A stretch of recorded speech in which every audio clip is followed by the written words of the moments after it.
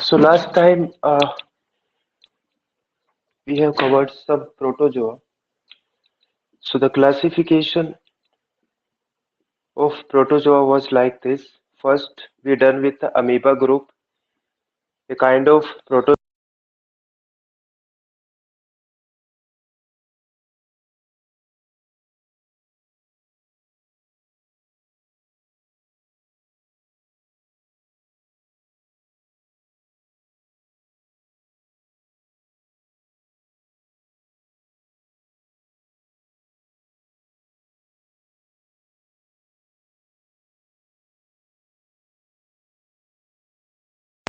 blood flagellate, your leishmania, your trypanosomes.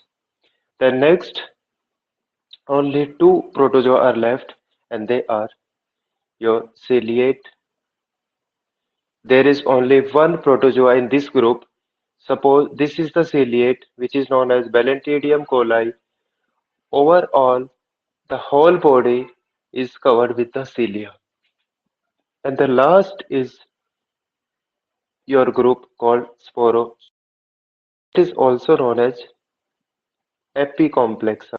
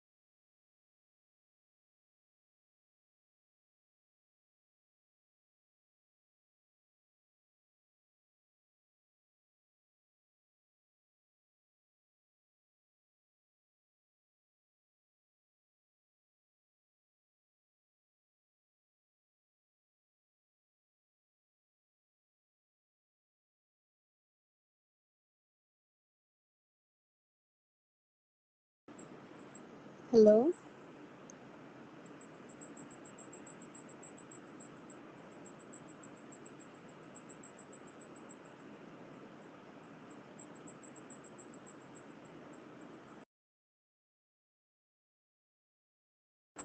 Hello. You're not audible.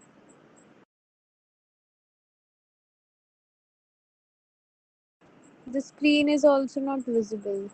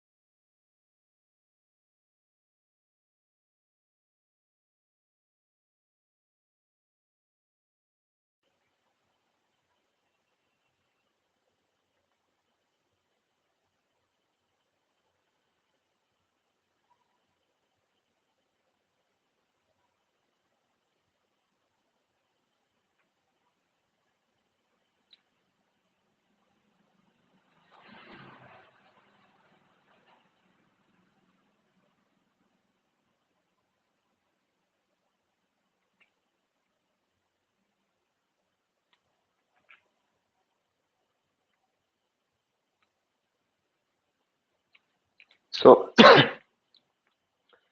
uh, hello, am I audible? Hello. Audible. Okay, thank you. So,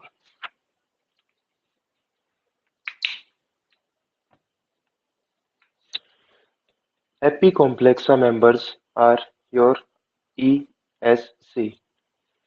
Why ESC? Because this is the intestinal cell. They remain inside the cell. So, so, so they do not escape out of the cell. We call them obligatory intracellular parasites. The first E is nothing but your Eimeria, S and C. So S for your Sarcocystis and C for your Cryptosporidium.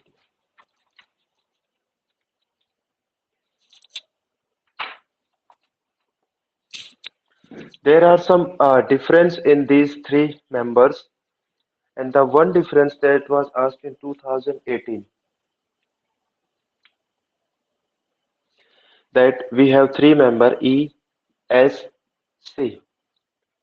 Normally, some of the Eimeria species they sporulate their oocyst outside the body, or some species they sporulate inside the body. So in 2018, they have asked that endosporulation is a feature of. It means in which of the following ESC, which of the following coccidia sporulate outside the body and which ones sporulate inside the body. So the inside feature is of your sarcocystis, and your this will sarcocystis inside.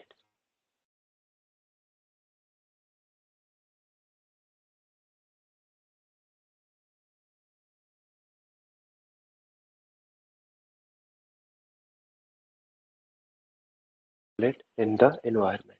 So this was the MCQ, that out of these three members, which one sporulate inside and which one sporulate outside. So this cryptosporidium also inside. In that MCQ, answer was Sarcocystis. So when these coccidia they enter the GIT, they multiply, they destroy, they cause the pathogenesis, and at the end of the day, they form the cyst.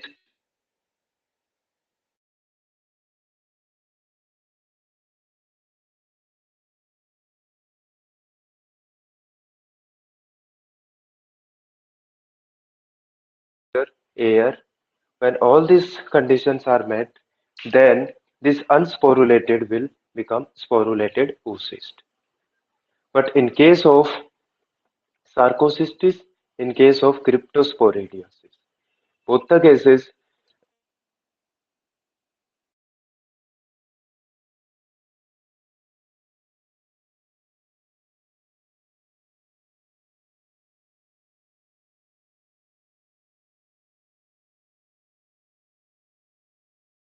sporulation difference. Then next, Hello? hello. Sir, your video is getting paused.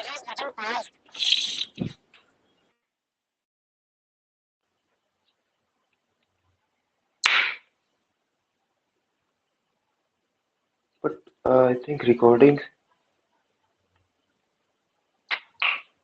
it's still working. Sir, it's interrupting in between.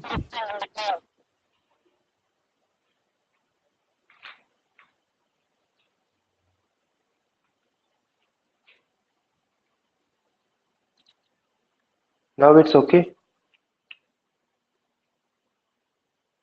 Hello. Yes, sir. Okay.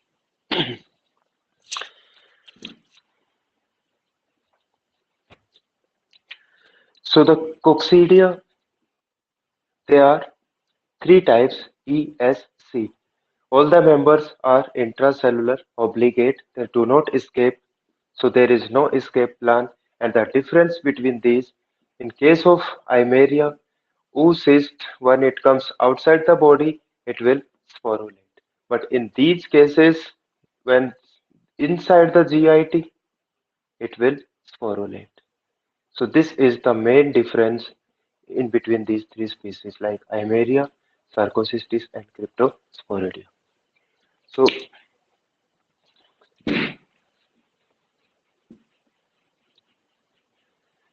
then one more MCQ that is asked related with your cyst and the sporozoite.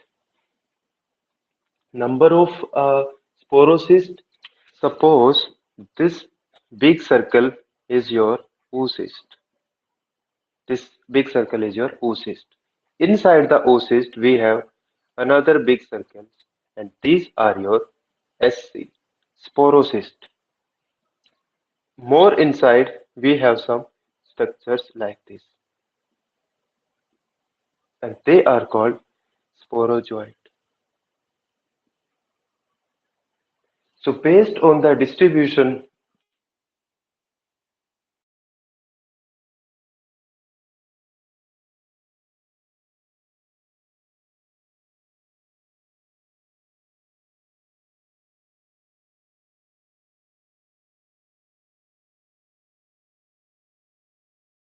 Maria species, uh, and in case of Isospora.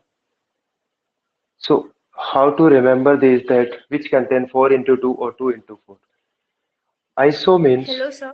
po- position number second. Hello. So, can you please repeat Which one? uh, the previous one because there was some network issue and we lost your video.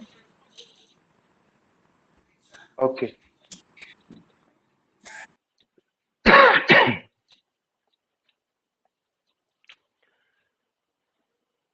So this is our today's topic, Apicomplexa. It means suppose this is your protozoa and at the apical part, suppose these are some structures and these are some hairs. This portion is known as your apical complex. With the help of this apical complex, suppose this is your intestinal cell, it will invade your cells. So this anterior complex or apical complex help this protozoa to invade your host cells. So this is your apical complex. There are some parts of this apical complex, we call them PCR, MD, and these parts are the main constituent of apical complex. Like P for polar cap, C for your cytoskeleton, R for rough and D for some dense granules like this, some granules are there, and M for microneedle. So all these five, they make this complex and help the coccidia to invade your cell.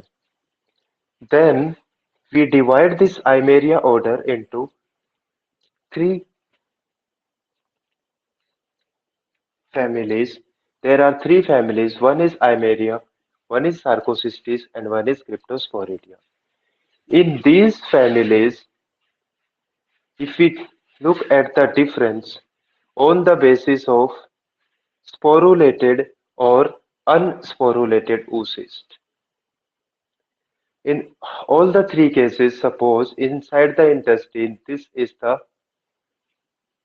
oocyst.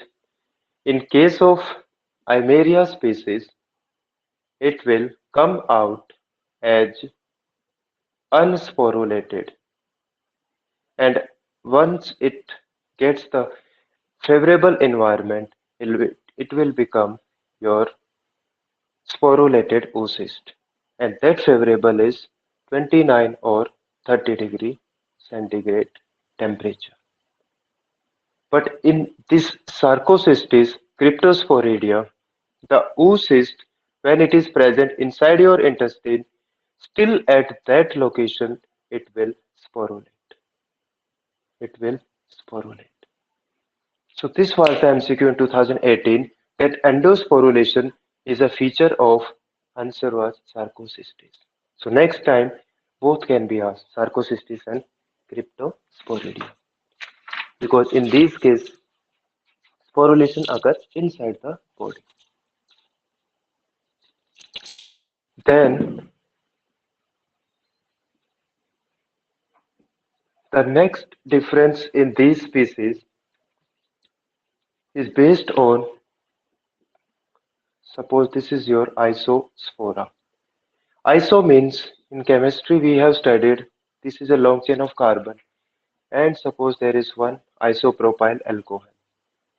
It means this is the second carbon which we call as isocarbon. So from this hint we can remember that iso means number 2. So the formula becomes 2 into 4.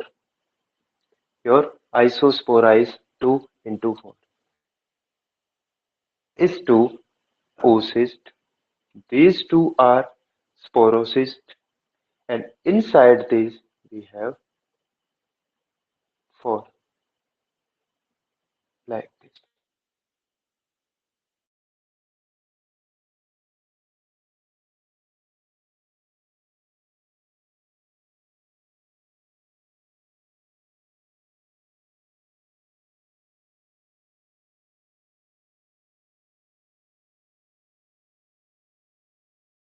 They are sporozoites. So in 2019, they have asked A, B, C, D and match the following. That which species carries how many sporocysts and inside that how many sporozoites. So if we start with, there is two big circle and inside that we have four small sporozoites. So like this,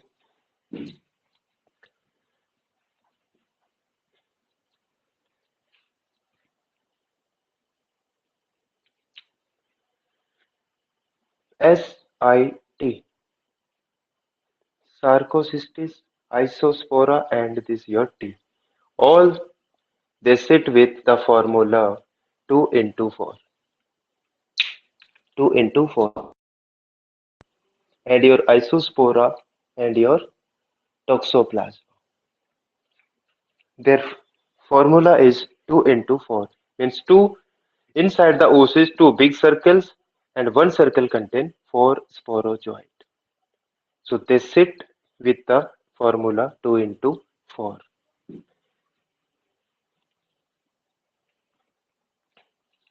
But opposite to this, we have Eimeria species. They have just opposite 4 into 2. 4 into 2 means this is oocyst, make 4 circle and inside one you have 2 like this. So this is the 4 into 2.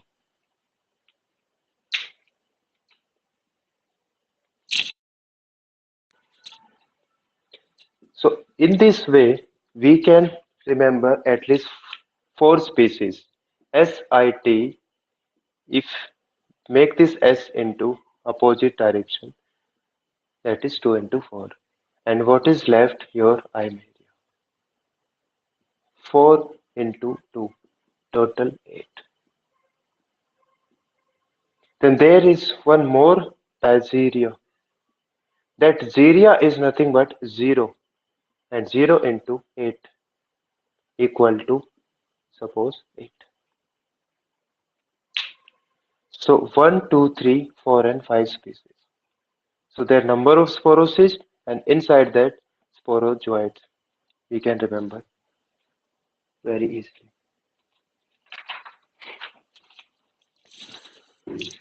So the first life cycle is about your Coccidia species. Sir, in Thyceria, sporocyst is absent.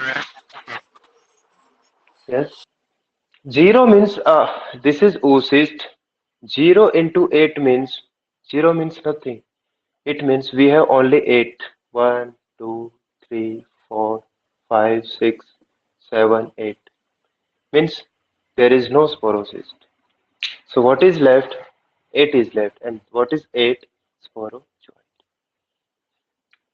So you can call these sporozoites as, because they do not have any covering, so they are naked.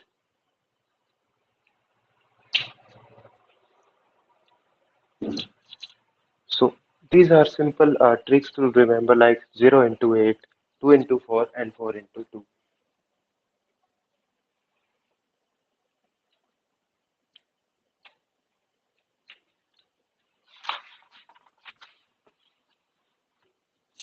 So life cycle, the first important about the life cycle is, in fact,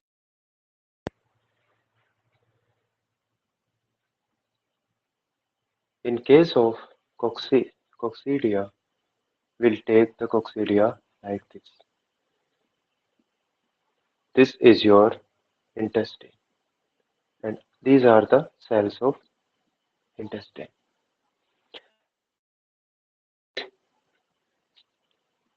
If the species is Eimeria, genus is Eimeria, and species may be Tenella, that may affect cecum. If it is Brunetti, then rectum, and it is Acervulina, that is your duodenum. But in all the cases, life cycle will remain the same. So if we start with the cyst, oocyst, there is one simple MCQ, that infective stage of this Eimeria, Tenella or Hymeria species, the option A is oocyst and option B is sporulated oocyst. Sporulated oocyst. The answer will be sporulated oocyst. Because in this case, oocyst is not the answer. Because unsporulated oocyst is not infective. So what is infective? That is your sporulated. So we are studying the first member of your family, ESC. That E was sporulating its oocyst outside the body, in the environment. So we can say that this oocyst is sporulated and this is the infective stage. Suppose uh, this bird threw the unsporulated oocyst in its dropping. Then after these unsporulated, they come into the environment and they becomes sporulated. And these sporulated now becomes infective and they will enter into the body of the bird. This is the GIT, where three factors like your CO2, second your bile, and third your trypsin. These are important because this oocyst is of Eimeria oocyst, and this oocyst contains inside it 4 into 2. This is the oocyst having 4 circles and each contain 1 and 2. So this is the structure of the oocyst of Eimeria. It will enter inside because the sporozoites or these things are inside the uh, oocyst. So we require CO2, bile, and trypsin for the first step, that is your excistation. So the mode of transmission where the bird ingest the oocyst, that is your 4 into 2, and this oocyst, because of the CO2, its opening, or you can call lid or micropyle, it will open its mouth, and what comes in your bile and trypsin. These bile and trypsin, they enter inside the structure, and what comes out? Your sporozoites. So from the sporozoites, the life cycle or the story of the Eimeria will start. So till now, infective stage is sporulated oocyst, it enters, then CO2 make it permeable, and bile enter, trypsin enter, and what comes out? Sporozoite. They rupture the sporocyst, all the structures, and they come out.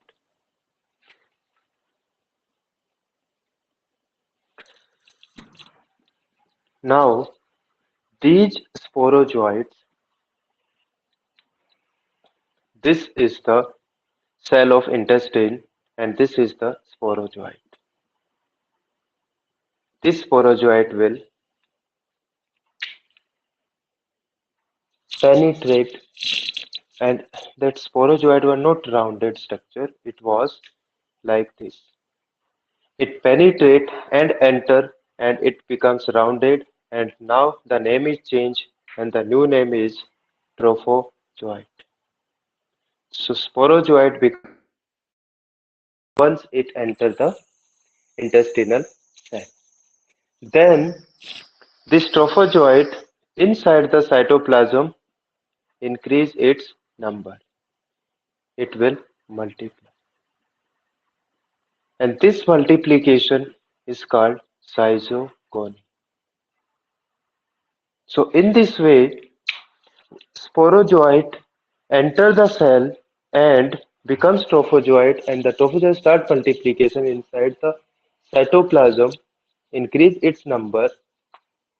Now this structure, which is full of these structure, it will burst or it will rupture, and when they come out, again their name is changed. We call them M for merozoites. Means before entry, name was sporozoite. Once it enters, its name is trophozoite, and once it come out, again the name changes. That is merozoite. And these merozoites, they keep on infecting the neighboring cells. So sporozoite, then your cell, it enters, become trophozoite. When it comes out, it become merozoite. These are the neighboring cells. These are some neighboring cells. So it will enter some neighboring cells. Once first, second, or any generations, number of generations, once the last generation is reached, and then these merozoites, after doing such infections, now they have infected many. Now these merozoites, now they have decided that they will become gametocyte. Now they are going to form gametes. Similar to in human being or animal, one is ova, one is spermatozoa. If you look at the structure of sperm, they have tail. Similarly, the macrogamete is without any flagella, and micro is having flagellated. Both the gamete fuse together, called syngamy, and they lead to formation of a structure that is your zygote.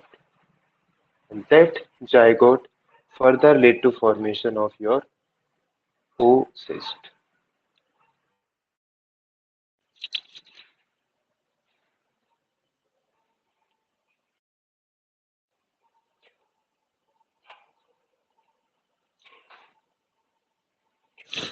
So this is the life cycle of your Eimeria species.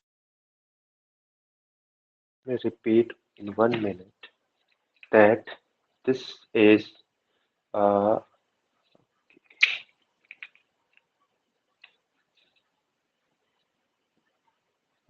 your bird, and the infective form was 4 into 2, that is sporulated oocyst.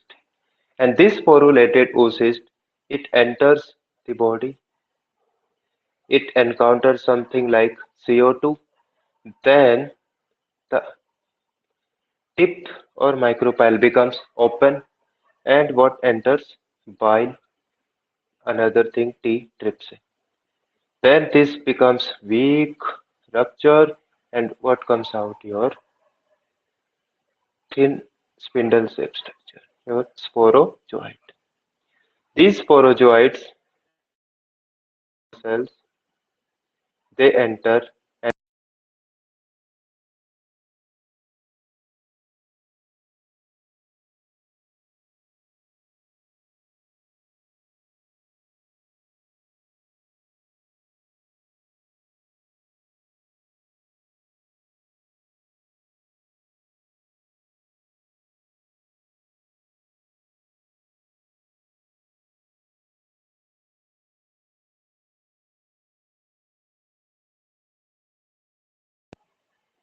both of them fuse zygote, and this zygote will form oocyst. And this oocyst is unsporulated because we are dealing with the Eimeria species. So in the droppings, after the whole cycle, after the whole cycles, what comes out? Your oocyst. And this is unsporulated. In the environment, it will become sporulated. That is 2. And this 4 into 2 game then again start. Again it will enter 4 into 2 enter. Again encounter CO2. Then becomes what comes out? Sporozoite.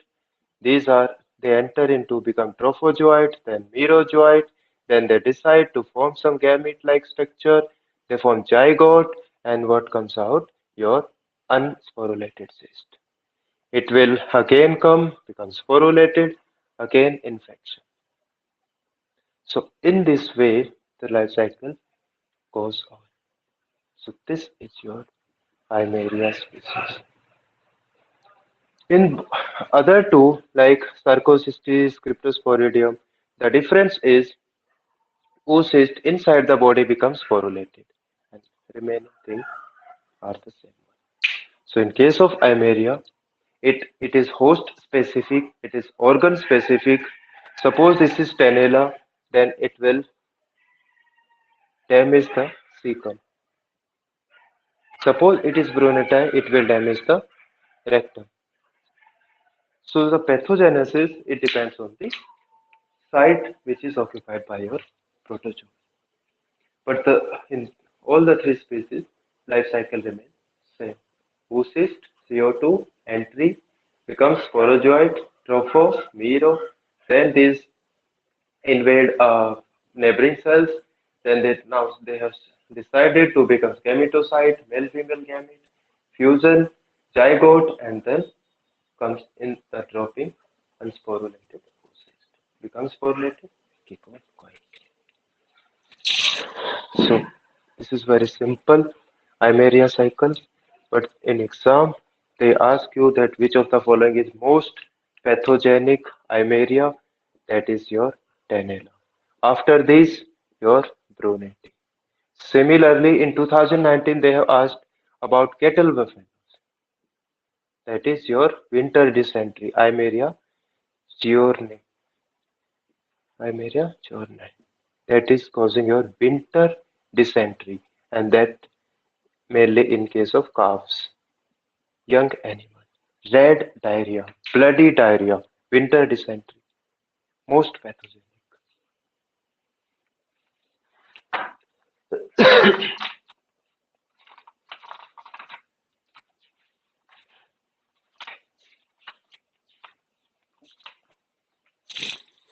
So we are studying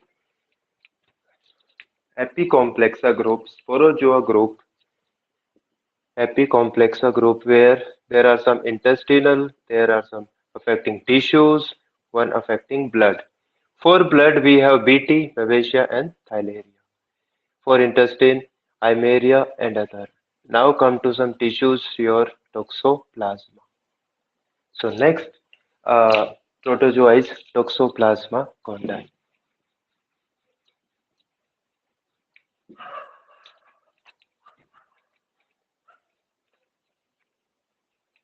toxoplasmosis.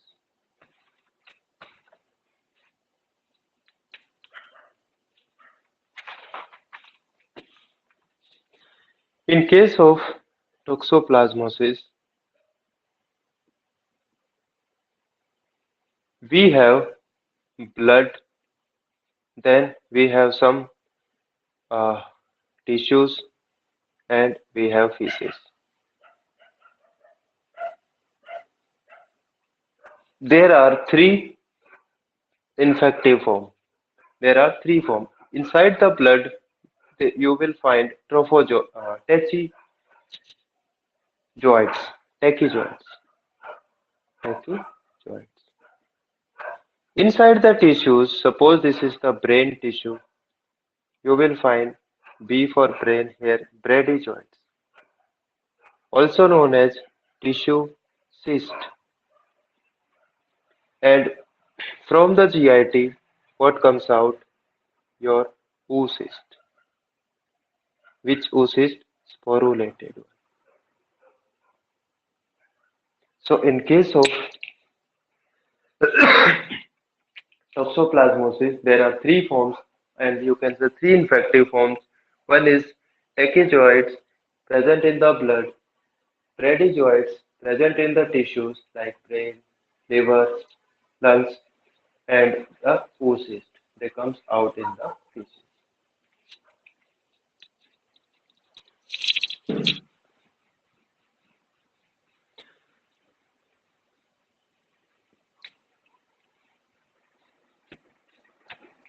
So in this case, we have definitive host, that is your cat, and we have some intermediate host, that is we write all.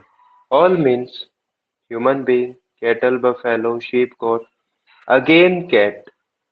So this was the MCQ, that in which case of protozoa cat act as both definitive host as well as intermediate host.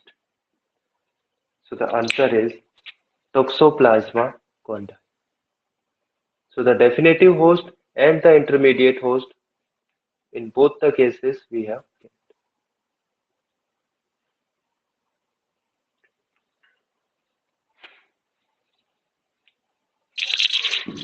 If we look at the life cycle,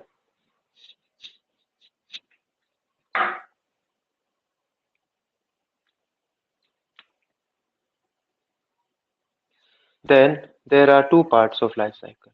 One is entero, that is related with the GIT intestine, enteroepithelial cycle, and one is extra-intestinal cycle,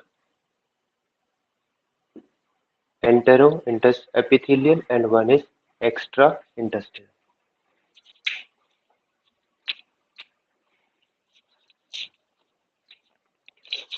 In this case, the infective form in case of GIT, that is your entero. The infective form is your B, bradyzoids or tissue cyst. Suppose the animal ate, cycle will be enteroepithelial. But in case of extra-intestinal cycle, the mode of infection will be oocyst. This is the sporulated oocyst. This is the main difference between these two forms, enteroepithelial cycle and the extra-intestinal cycle.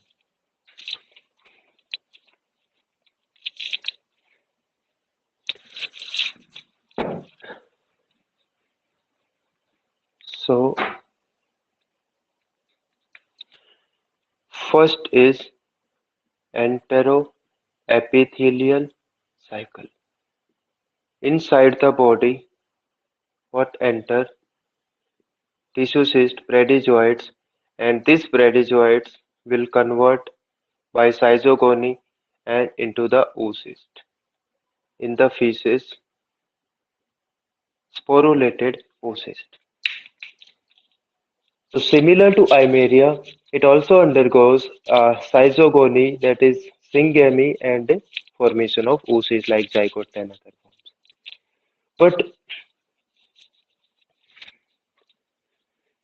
in case of extraintestinal cycle, there is some difference. Or what is that difference? In this case, what enter oocyst.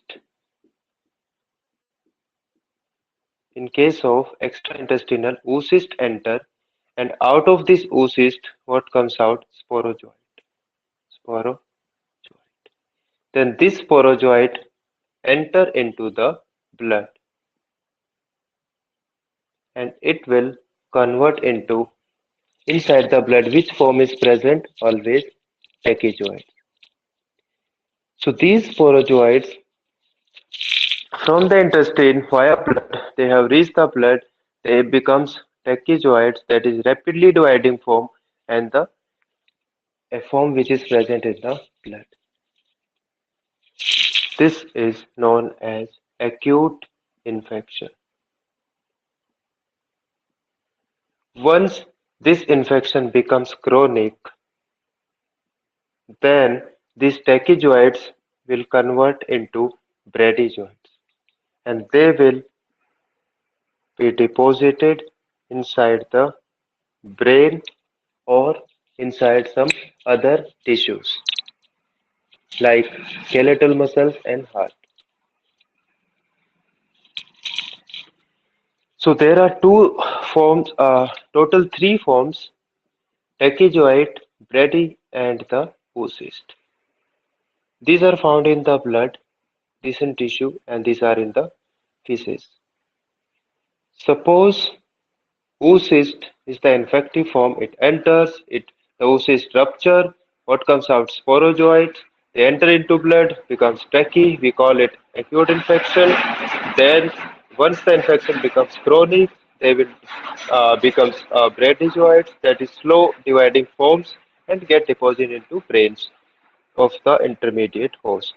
And if this brain, heart, or these structures are eaten by the definitive host, then again the cycle continues.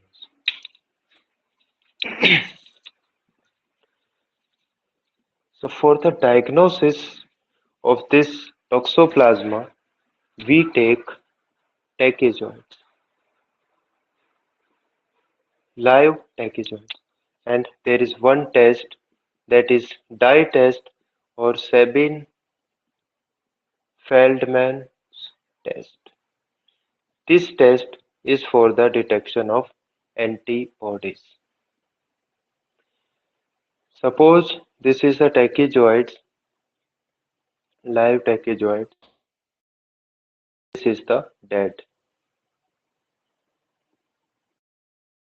Antibodies are formed against the live one, and in this case we use methylene blue, and when we try to stain the specimen, then in case of dead tachyzoids the dye enter, but in case of live dye will not enter. So it is a gold standard test for the antibody detections. So Sabin-Feldman dye test.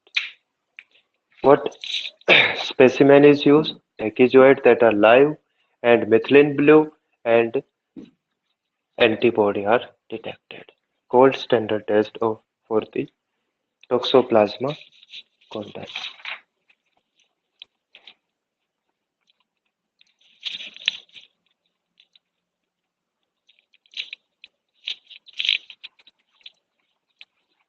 Then some clinical signs with the Toxoplasma gondii is case of sheep, there is abortion. In case of human female, there is abortion. But in case of sheep, it causes abortion. So there is one vaccine available in New Zealand, that is Toxovac, and they are using S48 strain tachyzoid. This was the question in ICAR 2018, that S48 strain of Toxoplasma gondii is used for the preparation of vaccine in case of Sheep, because in sheep there is abortion and that may lead to economic losses. So it is developed and available in case of New Zealand.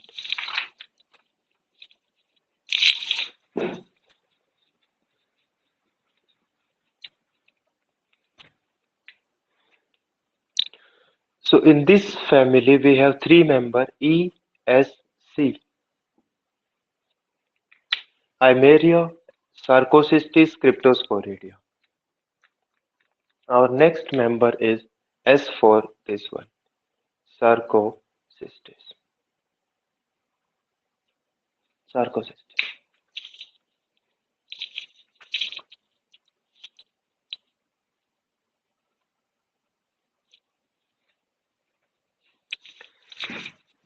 In this case, we have some definitive host and intermediate host. Dog and man, they are definitive host, and intermediate hosts like your cow and pig. So the name is Sarcocystis. In the name itself, sarco means flesh, that is meat, and cystis means cyst. Means in this case, the cyst will be present inside the meat. It means mode of infection will be consumption of uncooked or raw meat. So for sarcocystis, remember the definitive host dog and man. Intermediate host may be cow, pig. Mostly these are cow and pig. So the mode of infection is through consumption of meat and this. But the life cycle,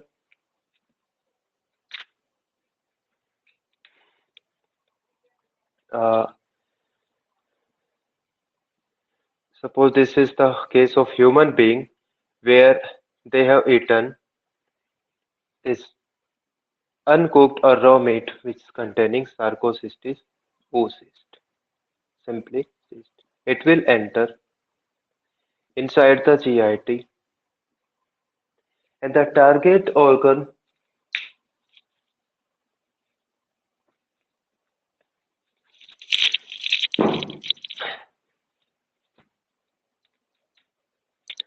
from this cyst bradyzoids, because the name of the cyst is sarcocyst, that is tissue cyst, and they are filled with the bradyzoids. So bradyzoids are released from this ruptured cyst and they infect the intestinal cells.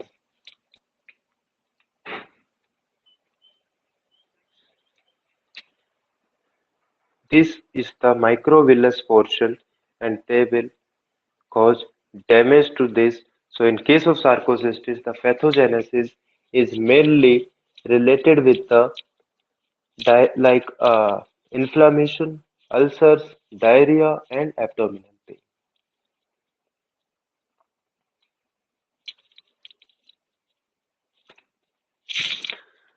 So once they infect microvillus part, then they become macro and microgamete. Macro and microgametocytes or gamete. These macro and micro they fuse and form a zygote. Then zygote becomes oocyst, and in case of sarcocystis, there are chances of sporulation inside the body. So the oocyst sporulate inside the body. Then when it comes out, we say sporulated oocyst comes in the feces. So the life cycle start with the meat pieces containing cyst, tissue cyst, we call them bradyzoids. They enter, then these bradyzoids they infect the microvillus portion of the epithelial cells, enter inside macrogamete, then they fuse zygote and oocyst. In case of sarcocystis, the oocyst inside the body becomes sporulated. We call this endosporulation, and it comes out in the feces as sporulated oocyst.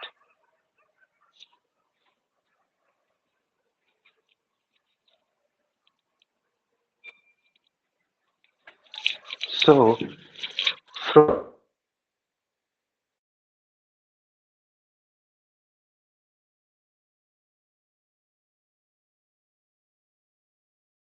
like meat pieces eaten by this, then bready joint, then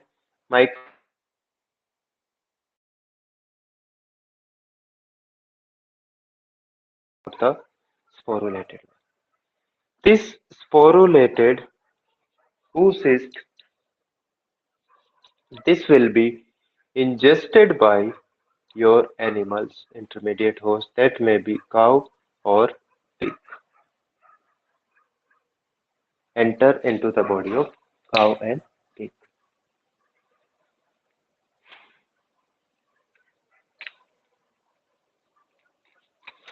Then once it is inside the body, it will rupture and all the contents come out, and that may enter again into the blood vessels, and through the blood all the structures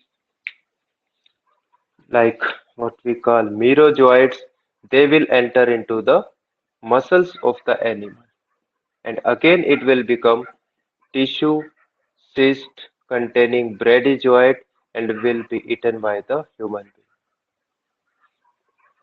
So this is the life cycle of sarcocystis, which runs in between human and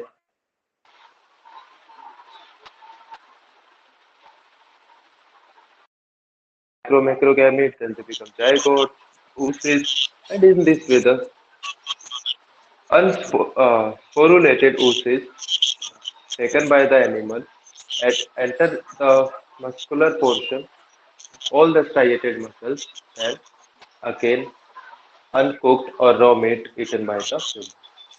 So the pathogenesis is related with this portion. This is your intestinal portion.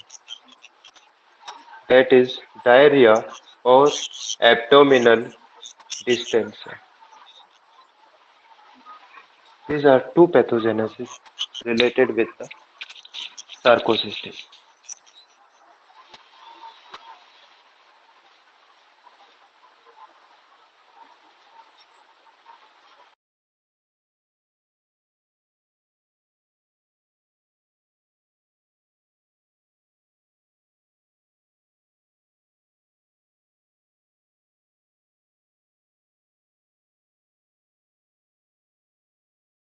That affect your nervous system and causes the disease EPM, equine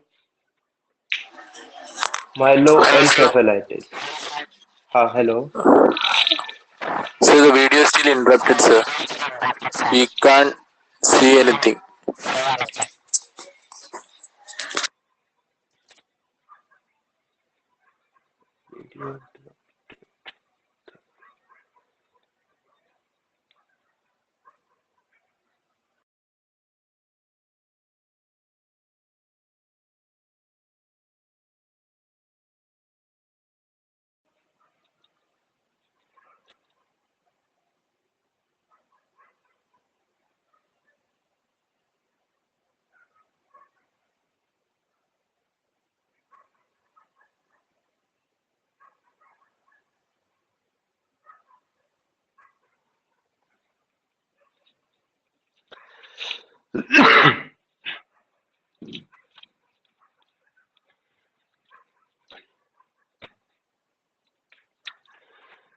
So sarcocystis, I was talking about sarcocystis, that there are two, one is human and one is your animal. Which one is cattle or pig?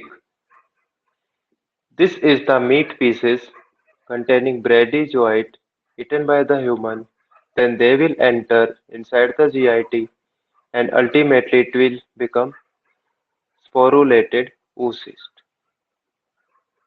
And this sporulated oocyst that is eaten by the animal, and these from through the blood circulation enter into the muscles, and these muscle portion containing the bradykardioids, we call them tissue cyst. They are again eaten by the human, and sarcocystis causes. But there are some species in sarcocystis which affect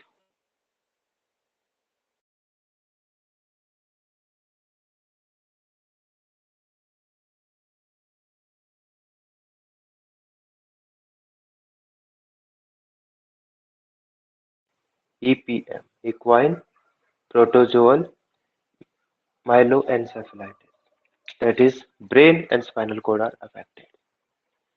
Similarly, in 2020, they have asked which species of Sarcocystis is most pathogenic in case of sheep, and that was your Sarcocystis tenella.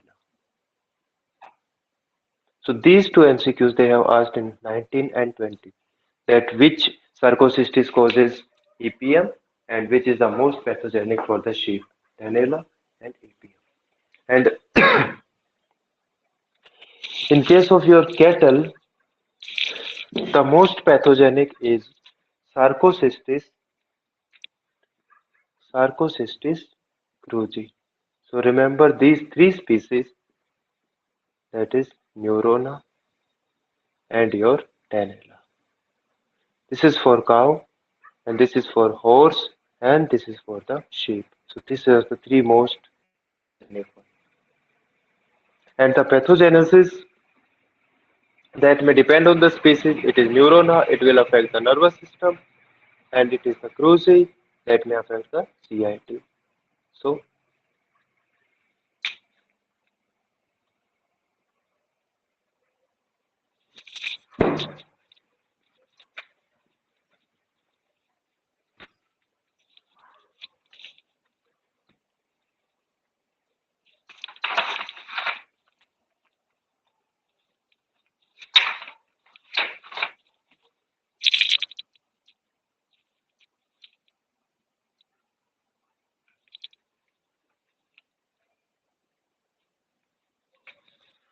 next topic is our Neospora caninum. That is, from the caninum, the definitive host is dog and intermediate host is all other. The life cycle is very much similar with Conti. Only in case of that, cat was definitive host. In case of Neospora caninum, there is a dog. But the important point for this Neospora is that in case of cattle, it was that is the important point. In case of cattle, this Neospora abortion. But in case of Neospora related with the neuromuscular disorder like nerve muscle junction weakness that may lead to paralysis, and if these laryngeal or pharyngeal muscles get paralyzed, then there will be difficulty in swallowing.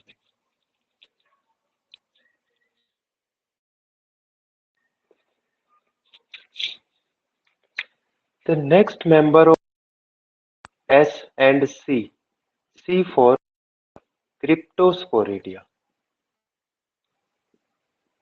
In case of Cryptosporidium, oocyst inside the body becomes sporulated.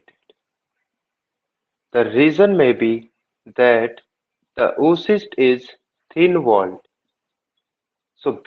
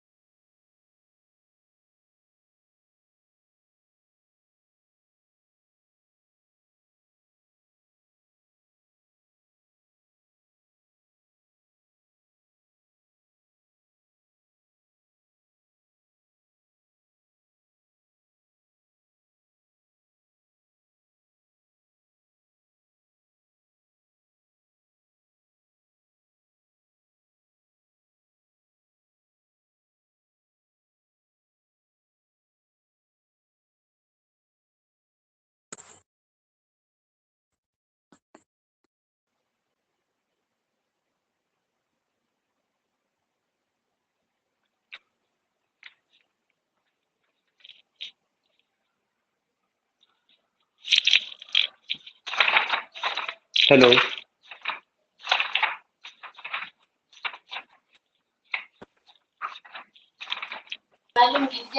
Sir, you're disconnected from Neospora canine. Neospora canina.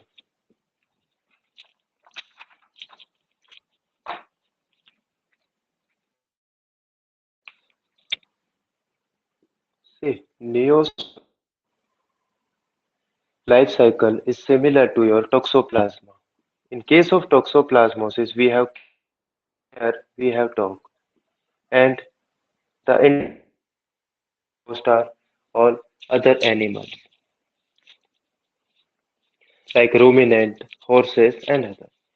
But in case of Neospora, human beings are not as an intermediate host. It is not reported in human beings. So definitive host is dog, intermediate is your ruminant, your dog, horses, but the life cycle is similar to Toxoplasma gondii means there are three things. One will be bradyzoid, tachyzoid, and oocyst. If the animal eat tissue cyst like raw meat pieces, then it will bradyzoid again ultimately convert into oocyst. If there is some blood related transfusion occur, then through the blood tachyzoid may enter. They are present most of the time mainly in the blood. But oocyst through the feces contaminate the water, contaminate the food, and they enter in the body. So similar to Toxoplasma gondii, in this case also three forms are present. But in case of definitive or not cat, there is dog, and all other symptoms are. But in case of this Neospora, the important MCQ to remember is your cattle. Because if you remember in case of Toxoplasma gondii, in case of sheep, there was abortion. Although the life cycle is same, everything same, but in case of Neospora, in case of cattle, there is abortion. So these are two differences. Then this Neospora, it affect neuromuscular system, that is your nerve muscles physiology, so that muscles become weak and they get paralyzed, become flexed, no contractions. And if these muscles are the muscles of your pharynx, your larynx, then there will be difficulty in swallowing. So with the Neospora, so only remember this much that similar to bradyzoids always tissue cyst in the tissues, brain, heart, something. Tachy in the blood, oocyst in the feces. Their definitive host is dog. Intermediates are other. And in case of Neospora, there is abortion in cattle. In Gondii, there is abortion in sheep. And in case of dog, the Neospora N for N neuromuscular disorders. So out of this, in previous year, there only one MCQ was asked about Neospora. In case of cattle, it is causing abortion. That is important. If you there talk about the Toxoplasma gondii, in case of sheep, there is abortion. So we try to make vaccine using S48 strain live tachyzoid. Similarly, for the cattle, we have vaccine. As the name Neospora, we have NeoGuard vaccine. We have tachyzoid in the vaccine. Similar to that, for the cattle to prevent abortion, we have NeoGuard, and that also carry your tachyzoid. So all the things are similar. So these are the similarities in your Neospora and your Toxoplasma gondii. Okay, here you have cat as a definitive. Here we have dog. And in case of Neospora, there is abortion in your cattle. Here we have sheep abortion, and in this case we have vaccine for the cattle, what we call neo guard that carry tachyzoid. In this case, we have vaccine which carry S48 strain, and that is for the sheep, and this carry tachyzoids. Things are going parallel. In case of Toxoplasma gondii, in case of Neospora, if we talk about the dog, then neuromuscular disturbances.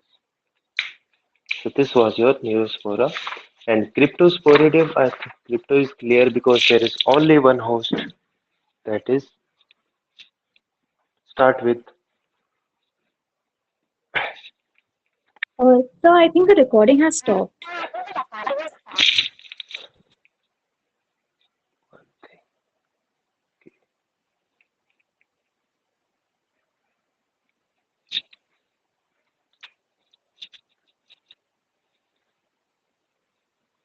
So in case of cryptosporidiosis, sporulated oocyst comes out, and these sporulated oocysts are eaten by the animal, and these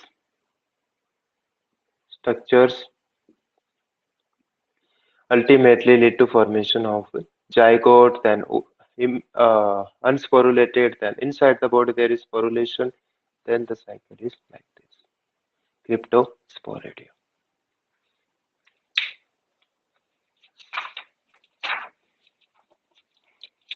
Then next protozoa is a small protozoa, that is your Hepatozoon canis. Hepatozoon canis. In this case,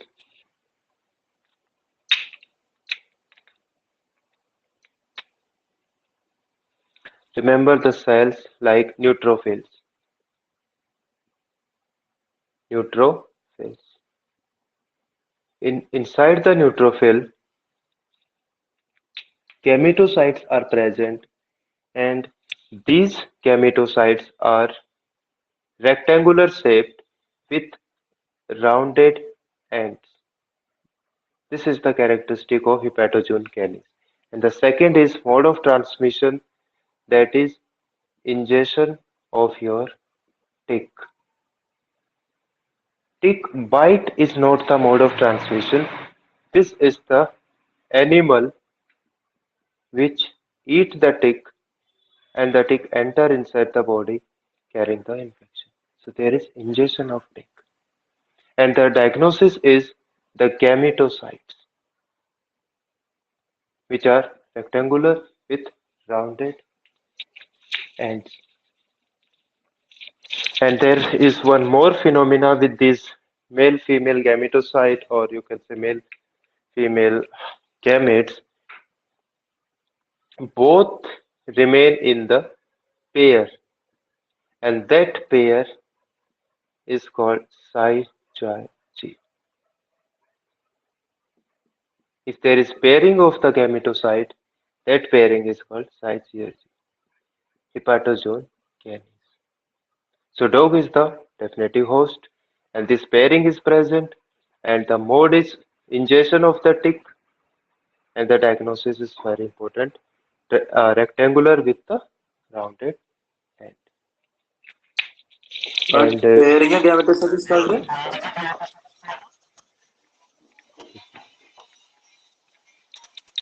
there is one term syzygy, syzygy. This is the term known for the pairing of gametocyte. Suppose this is a pair. This pairing is called syzygy. That is an in.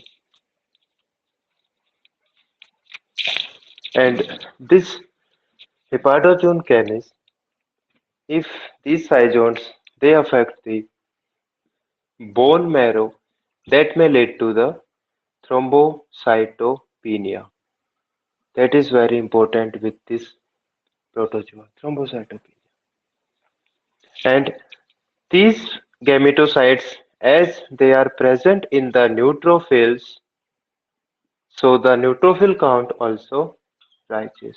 There is neutrophilia, neutrophils containing gametocytes. So two things, thrombocytopenia and neutrophil increase number. That is with the hepatogen gamete.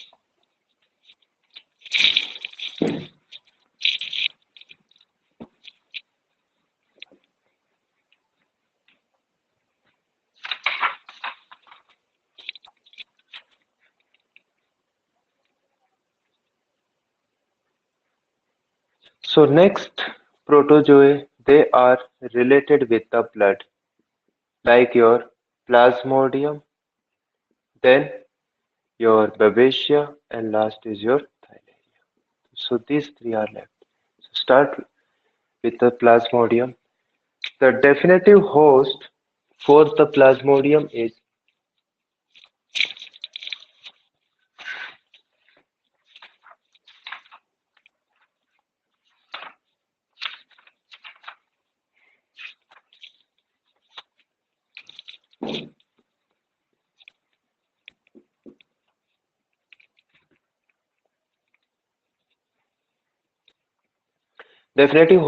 the mosquito and intermediate host is the man. If the mode of transmission is through the bite of the mosquito, then the infective form which is deposited, that will be the sporozoite. So if we start with the cycle, suppose this is the skin and this is the mosquito. Sir, is this there? And if hello,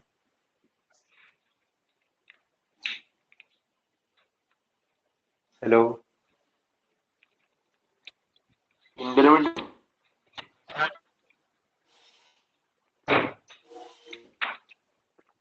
hello, Hello. your voice is not clear. Hello,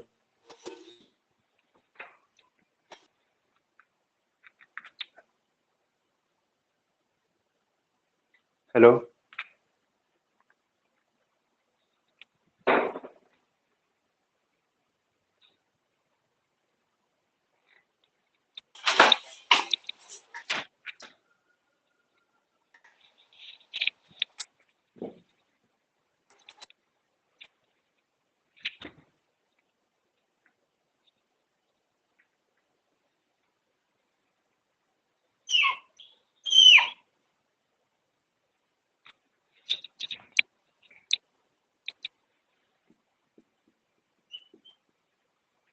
This is the skin portion where the insect, this is your mosquito, it deposited sporozoite.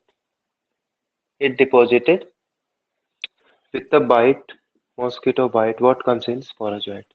Suppose this is the blood circulation. The sporo. Hello, am I audible? Yes, Hello. sir. Okay. So this is the mosquito. It bites the human and it inoculate or deposits sporozoite that may enter into the blood. From the blood, within 30 minutes,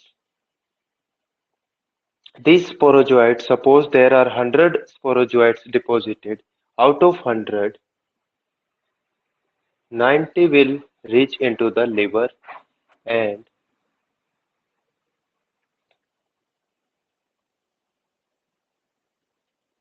these 10%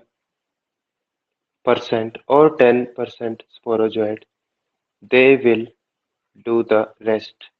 And these resting sporozoites, we call them hypnozoites.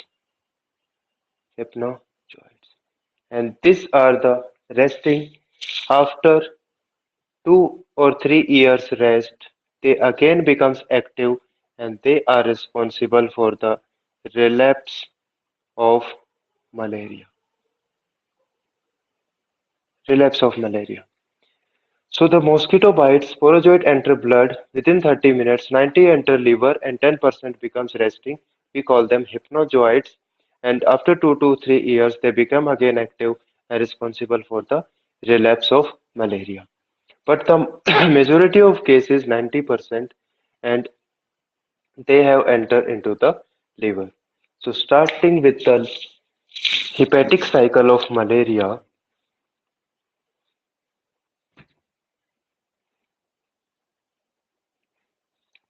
these sporozoite they transform into trophozoite inside the liver. And these trophozoite they multiply, they feed the liver content and they grow, multiply, and after some times they convert into one structure we called cyzone. This is known as pre-erythrocytic cyzone.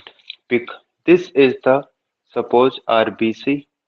We have not entered the RBC still in the liver, so this cyzone is known as pre-erythrocytic cyzone. That is before the RBC. And another name of the same is the cryptozoites. Cryptozoite. So this is filled structure cyzone and it will convert into MC, metacryptozoite. That was the MCQ asked in 2020 that this is the first generation and this is the second generation cyzone. So in case of malaria, first cyzone or first generation cyzone is called cryptozoite and the second generation cyzone is known as the answer was metacryptozoite.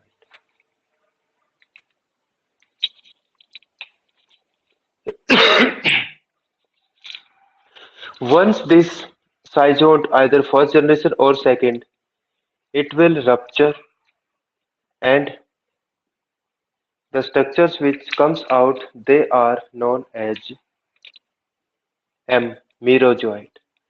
These are the merozoite. They will enter into your RPC. They will enter into RPC. Inside the RBC, their name is changed because of feeding. They becomes rounded. They are called trophozoites. Again, big structure because of multiplication. It is called cyzoid. The cyzoid ruptures the RBC. RBC ruptures. Again comes out merozoite. These merozoites they may infect some other healthy RBCs and they continue the cycle. But some of the merozoite now they have decided to become gametocyte. And these gametocyte present in the blood and these are taken up by the mosquito. So when the mosquito bite second time, she will take up the gametocyte. And this gametocyte will enter into the body cavity of the mosquito. Then they will be transformed into some zygotes, eukaryotes, and finally into the sporozoite. That is the infecting. So the important point related with the malaria,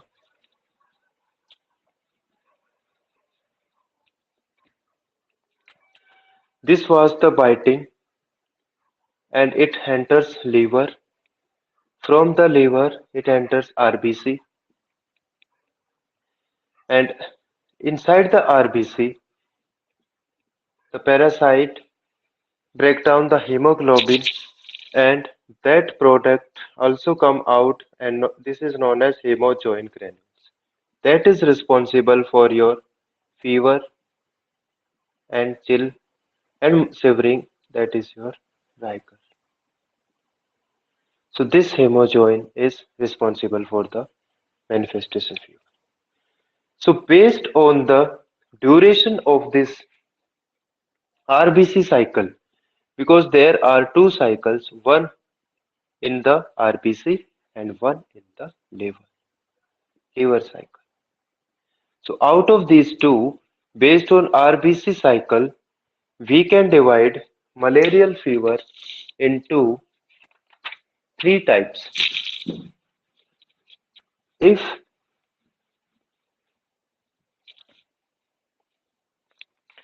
this is the skin, bite, liver, and the RBC, based on this cycle duration, suppose RBC ruptured.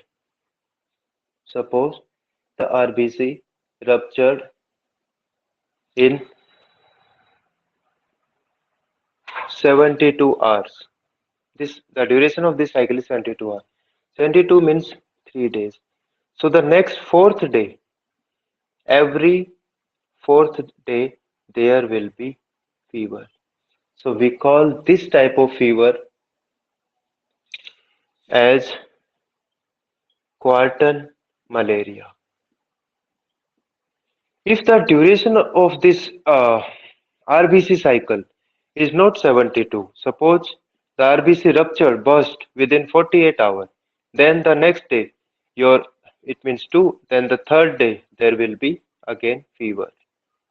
Similarly, if it is 24, then alternate day fever. So there are some terminologies, quartan malaria, then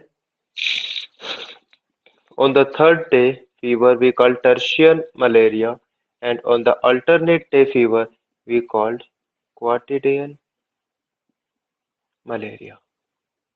So this is the pattern of fever. Sometimes fever comes third day, fourth day, and the alternate. But this fever or chill is because of the granule known as hemojoin. And these granules are nothing but the breakdown product of your hemoglobin.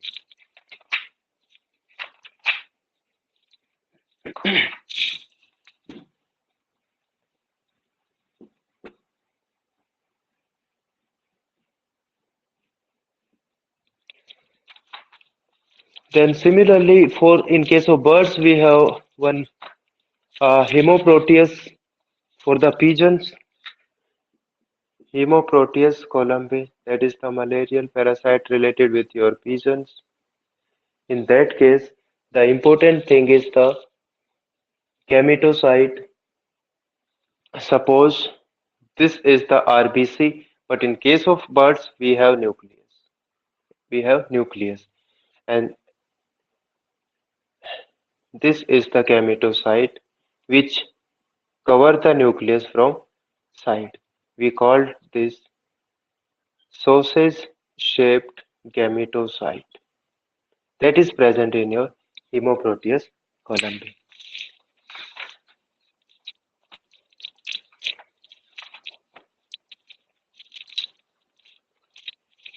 Similarly, one more bird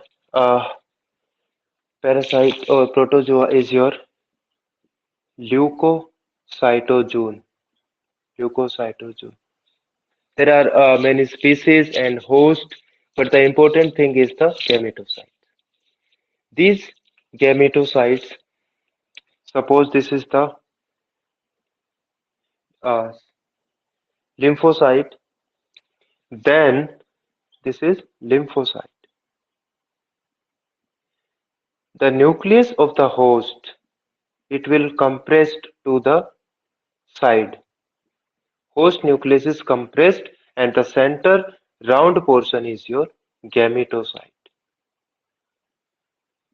If we compare this with the hemoproteus columbi, in that case there is nucleus and the gametocyte was like this, sausage shaped. So this morphology can be asked in exam. And in case of leukocytozoon, host nucleus is compressed and in the center there is rounded gametocyte.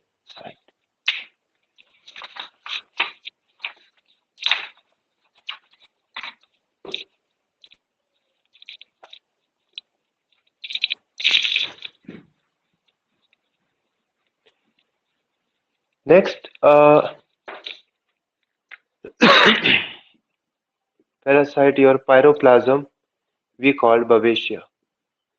In case of Babesia, the name itself, B4, there are many MCQs solved with the name Babesia, both trans-ovarian as well as trans-stadial mode of transmission is there.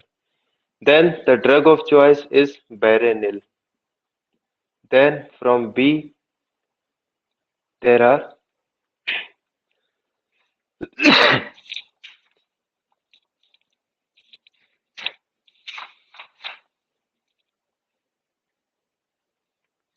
some breed specificities like exotic, crossbreed, they are more susceptible than your indigenous one. So the transmission is through ticks, and the life cycle,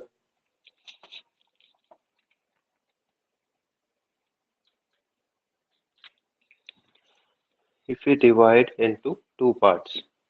In this case, suppose this is the animal and that here the tick bite is there, that may transfer sporozoite.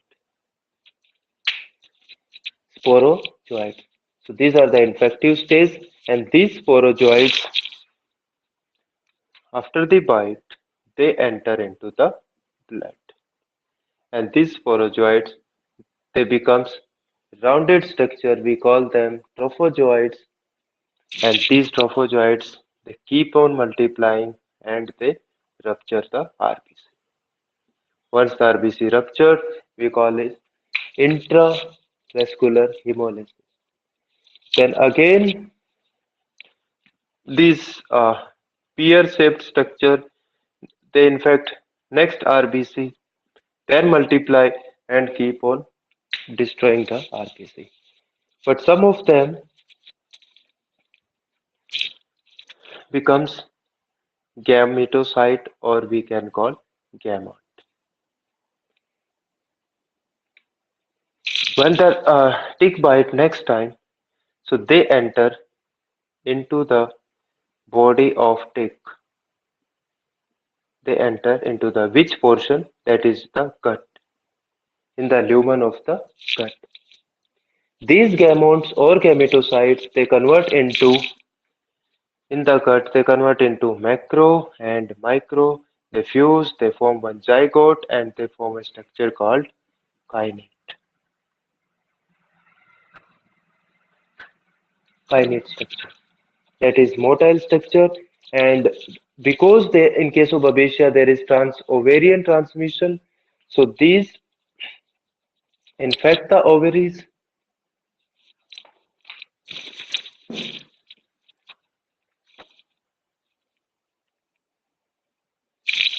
So there are one is related with the ovaries and one related with the salivary gland of the tick.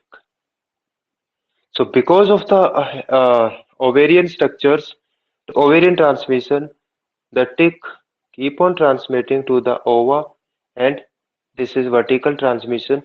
But because of salivary glands, suppose this is the salivary glands, here sporozoites accumulated, lot of sporozoites accumulated, and these sporozoites, when the tick again bites the animal, again sporozoite enter, become trophozoite, rupture the RBCs, some becomes gametocyte, enter the gut, convert into macro and micro, become zygote, and they enter the ovaries. And through the ovaries go into the ova. But some enter into the salivary gland, they multiply, become sporozoite, that is the infective stage. So this cycle keep going. So the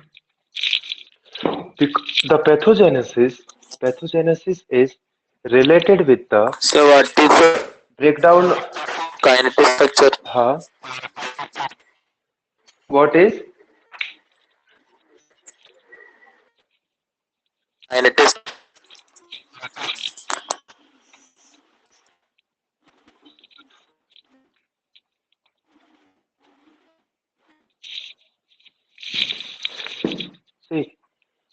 Inside the body of take, this is the GIT, the zygote become into a motile structure. We call that motile structure kinnate. Kinnate is a motile structure, and this will enter, it will move and it will enter into the salivary glands. If it enter into the salivary glands, then it will transform into sporozoites and then again becomes for the next infection. But if it enter into the ovary of the tick, then from the ovary it will transfer into the ova. Means from parents to the next generation. So these sporozoites from one generation to next generations through trans-ovarian transmissions, they keep on moving, and we call this vertical transmission. And another portion is the salivary gland that through the saliva bites the animal, then life cycle goes on. But the pathogenesis is related with the RBCs. That is related with the RBCs. These are the RBCs and they are filled with the hemoglobin. They are filled with the hemoglobin. And the product of hemoglobin, bilirubin, that comes into the urine. So the cardinal sign or characteristic sign is the hemoglobinuria that make the urine coffee colored. And another sign is your fever, and but the main is the hemoglobinuria. And this bilirubin also related with one more manifestation, that is your jaundice. So we have hemoglobinuria, hyperbilirubin, jaundice, then fever. So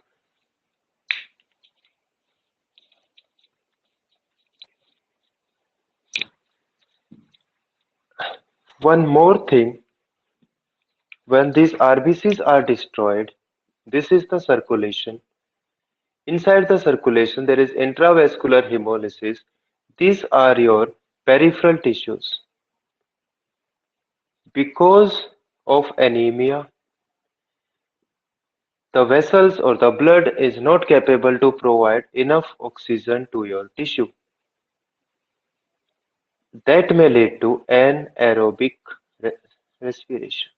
And in case of anaerobic respiration, the things becomes acidic.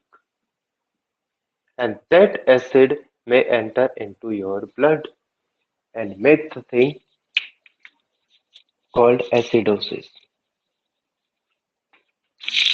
So acidosis is related with this because RBC are ruptured, so less oxygen reaches to tissues that lead to anaerobic respiration. Acidic materials, acidic products are released.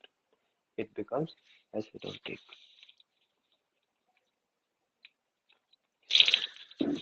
And in case of, there is one more uh, nervous signs also related. Suppose this is the brain of bovine, Babesia bovis.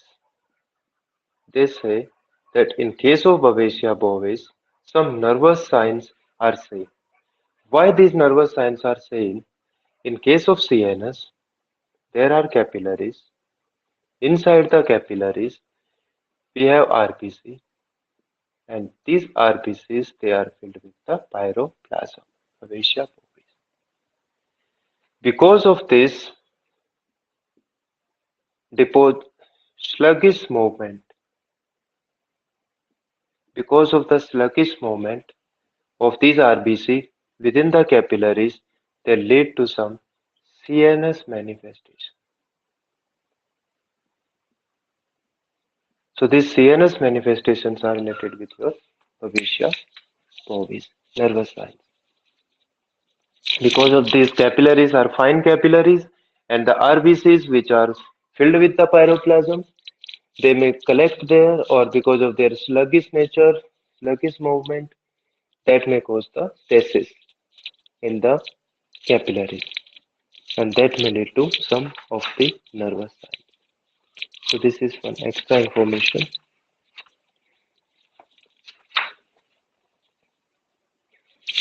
The same life cycle is with your Thylaria parasite. Thylaria. The only difference is, suppose this is the tick. This is the tick. There is no transmission to the ovaries. There is no transovarian transmission. From the name itself, T for Thylaria, T for transstadial transmission. One stage to another stage transmission. So this is the difference between your Babesia and Thylaria, and obviously there are some other things like coach blue bodies. Coach blue bodies. This is the lymphocyte which is having a structure called cytosol, and this is a big cytosol, macrocytosol. So the macrocytosol present within the lymphocyte. This structure is known as Koch blue bodies. That is the diagnostic for your Thylaria protozoa. As the structure is present in the lymphocyte, Sir, these hello. can you explain the Hello. entry of pyroplasm into WBCs? Okay, okay.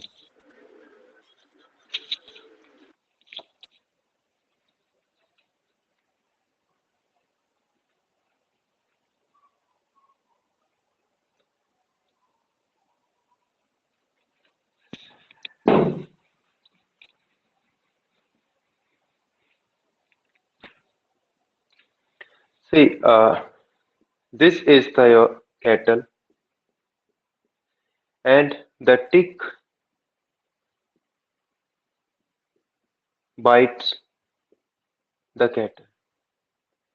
In the saliva of the tick, which infective stage is present? So similar to Babesia, there is sporozoites.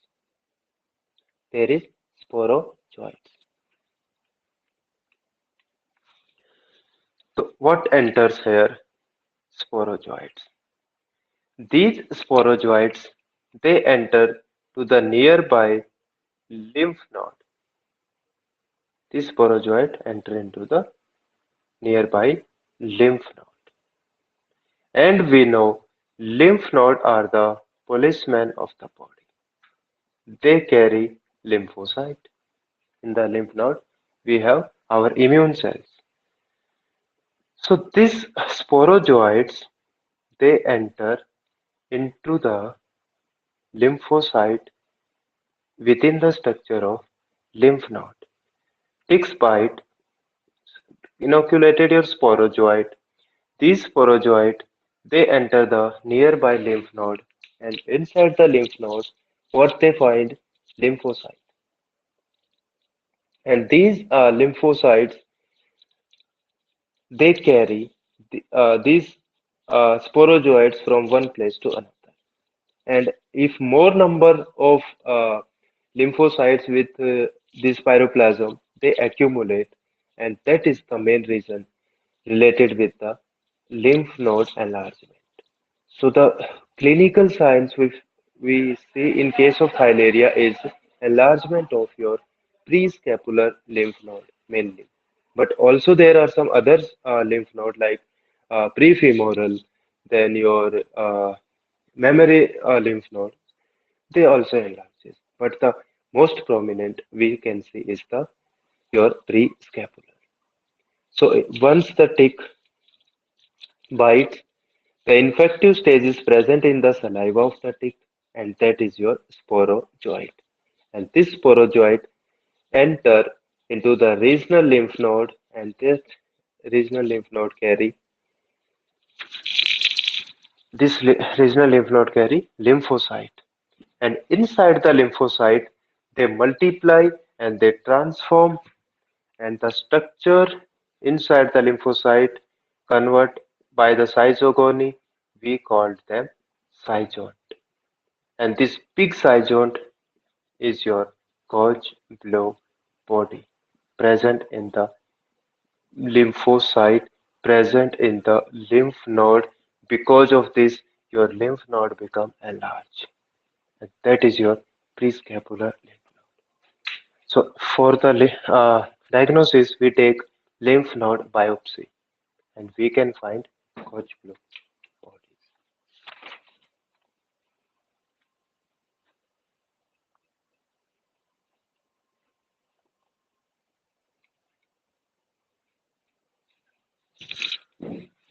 Then how this from the lymphocyte, if we suppose after the bite, okay, they enter into the nearby lymph node inside having lymphocyte, and they are the sporozoite. So this is the Koch blue body. From the Koch blue body or from these zygotes, they rupture, and what comes out? Your merozoites. And merozoites, they enter into the RPC. Merozoite. They enter into the RPC. Then they divide, they multiply, then they divide, they multiply, and finally, similar to Babesia, convert into gamete, or you can call it gametocyte. Again, there is one tick enter into the body cavity, gut, and there is formation of inside the gut, again formation of macrogamete, microgamete, then fusion, then zygote, and that zygote may lead to the formation of some motile structure. We call them kinates. So these kinates, they are able to move, and they move to the salivary gland. Salivary gland.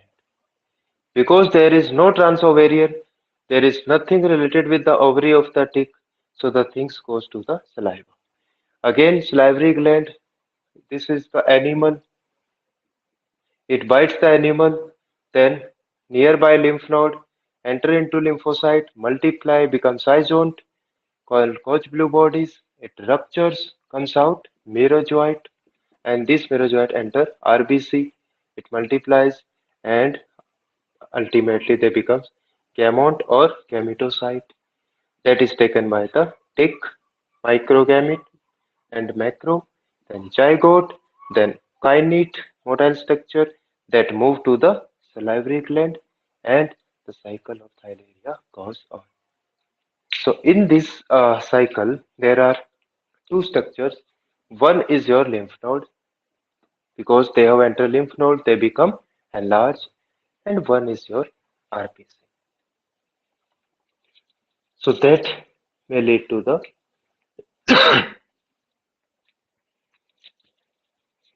and there is at postmortem of necropsy punched out ulcers, punched out necrotic ulcer in case of abomasum. In 2019, they have asked why these are present in the abomasum. So this is rich in lymphoid follicles. More the lymphoid follicles, your structures are present in the lymphocyte. So they damage abomasal lymphoid tissues. So punched out ulcers.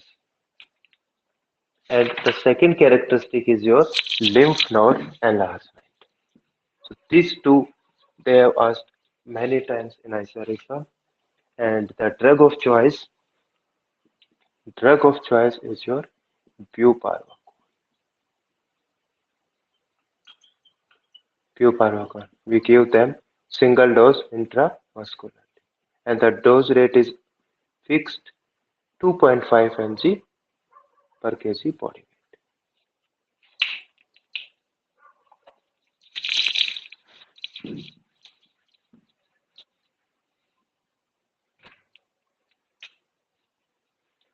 So we started with ant amoeba histolytica, then moved toward the flagellates, then we moved to the sporozoa that was nothing but your apical Apicomplexa. Having intestinal, we have studied Eimeria, then S, then C, Sarcocystis cryptosporidia. Then some are related with the blood, your Babesia, your Theileria. Then the last member is the one which carry whole body cilia. There are many cilia present. And the characteristic feature, this is the largest protozoa we cover at the end, and there are two nucleus, one is macro and one is micro. This is the characteristic of your Balantidium coli, B. coli.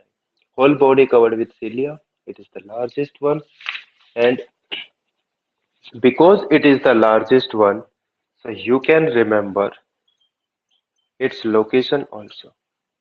This is the largest one, and it will, in fact, it will enter into large intestine. So the largest one enter into large intestine location. There are two nucleus, macro and micro. And this big macro is not circular, it is kidney shaped. It is kidney shaped. And other is smaller one.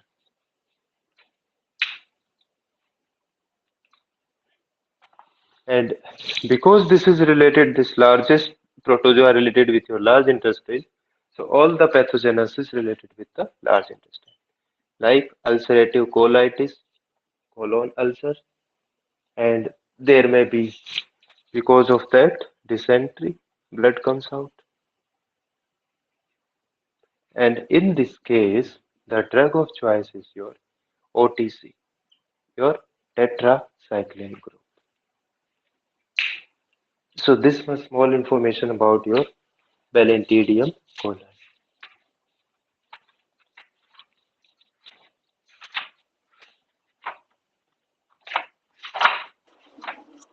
So what is Raynaud's corpus? What is?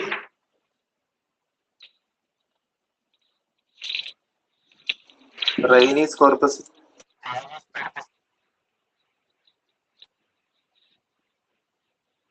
I think that corpuscles they are related with Hepatozone canis or some other protozoa. Which in which life cycle you have read that one? Hepatozone canis.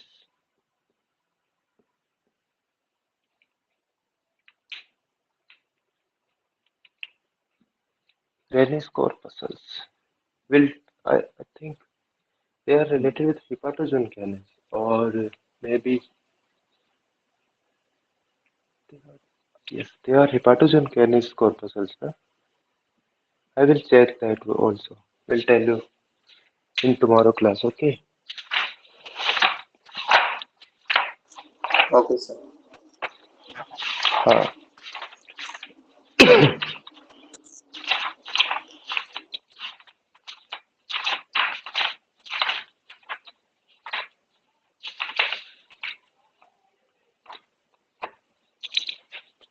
Uh, the next is your entomology.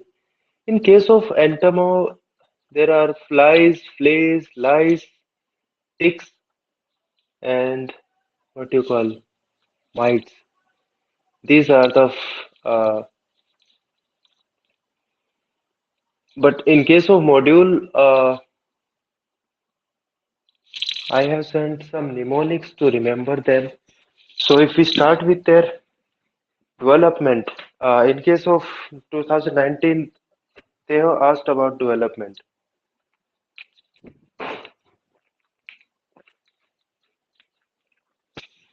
There are two terms, hollow, that is full, and there is hemi, that is half. Metabolus, that is your metamorphosis.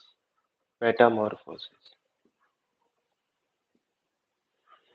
So, in case of full, F for flea and F for flies.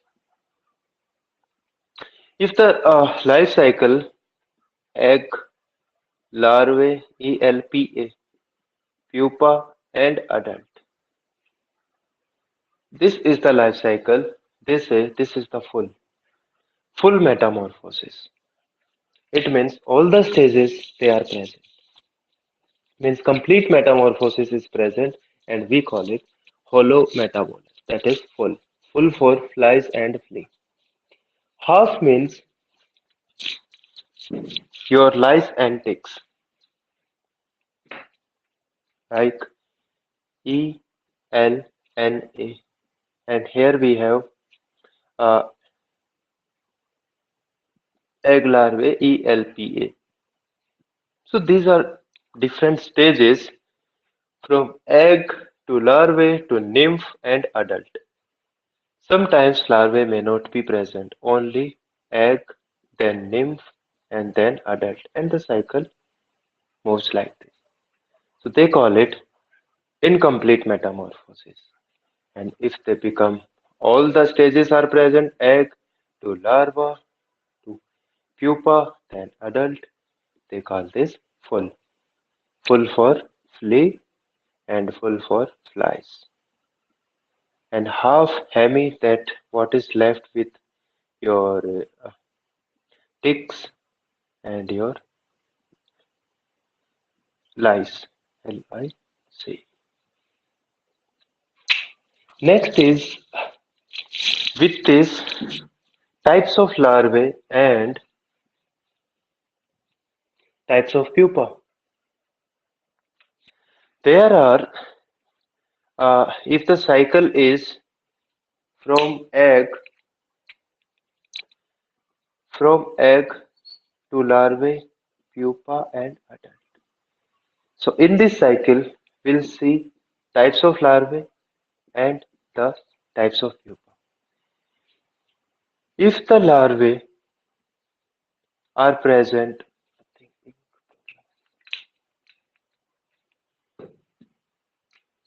suppose this is the larvae and this is without any leg, we call it apodous larvae. And in case of Musca domestica, we call it maggot. MAGOT, maggots. That is your example. If it carry oligo means few. This is the head, this is the thorax, and suppose this is the abdomen.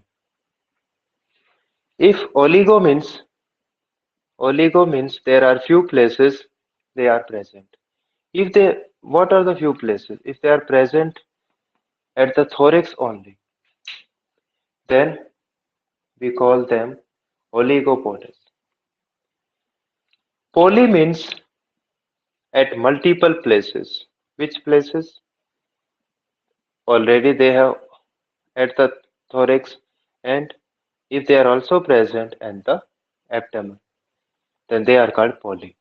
3 pairs here and 5 here. So these are the 3 types of larva. Apodous, no leg. Oligo means few. Where they are present? Only thorax. How to remember? 3 for THRE. THR means thorax. Okay, 3 are on the thorax. Then what is left? Abdomen. They are 5. So apodous larva, oligo, and the poly. Similarly, we have pupa. Three types of larvae and then three types of this pupa.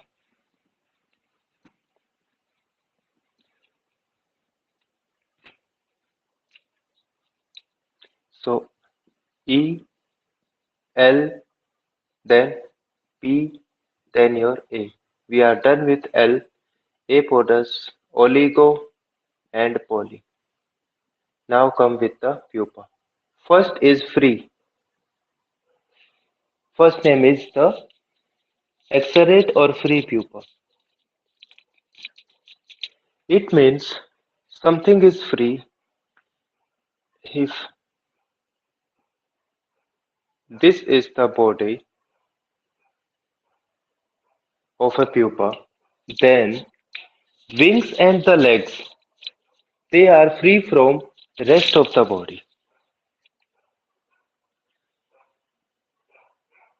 Wings, suppose the wings and the legs, they are free from rest of the body. They call it free. And next is your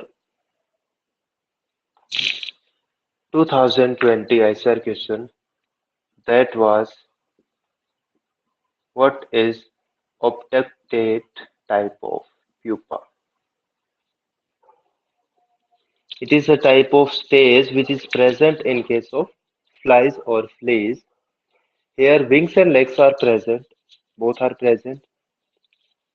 We can see them from the outside, but the thing is that these wings and legs, they are attached with the body with some fluid that is called molting fluid. Molting fluid. So the wings and the legs, they are stick with the body, but still we can see them from outside. They are stick with the body, they are joined with the help of molting fluid.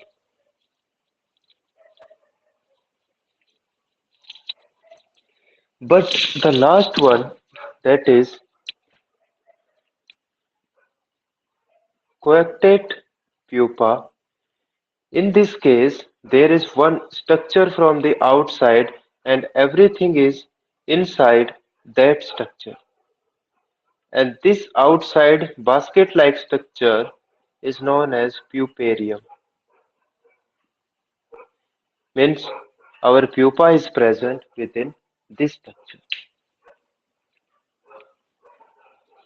If you cover your pupa from the outside, then from the outside we cannot see anything. So there are three types of pupae. First was where the wings and legs, they are away from the body. In second condition, wings and legs, with the help of some fluid, they were attached with the body. They were attached with the body. But in third case of pupa, it is covered from all sides with a structure that is your puparium. So from outside we cannot see wings or other structures. So these are three types of pupa and three types of larvae. Then next we start with the flies. The first member, uh, one second. So,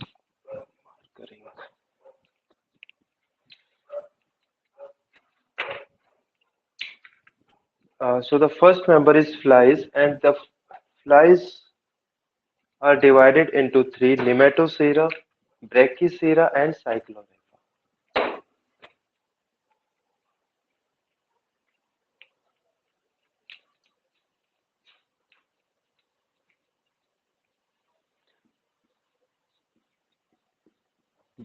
The first true flies, they are called dipteras, means they having two wings. They are having two wings. This is the fly, this is the thorax, and this is the abdomen.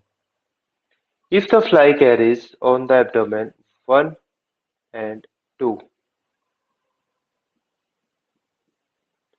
these are the two wings. We call these dipteran flies or true flies.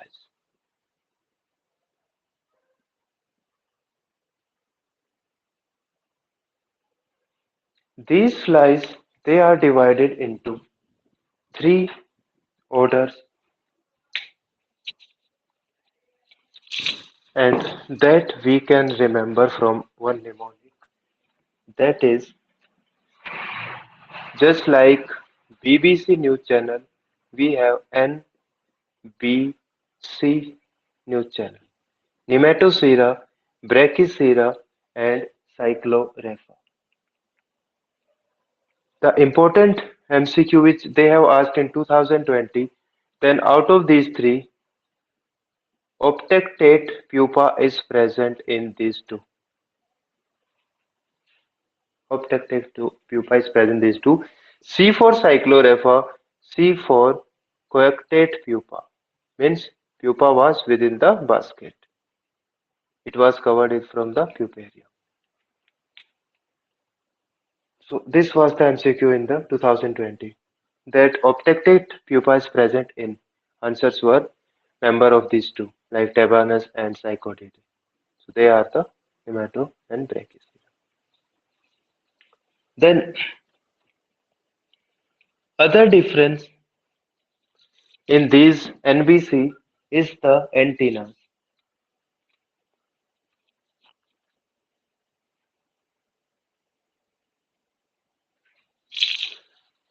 This insect carry one antenna and that is segmented. That is segment having two wings and one antenna. How many segments are there? There are 8 segments. Similarly, this carry 1, 2, 3, 3 segments. Similarly, this insect also in its antenna carry 3 segments. So this can be asked in exam that the Nematocera carry 8, 3, 3.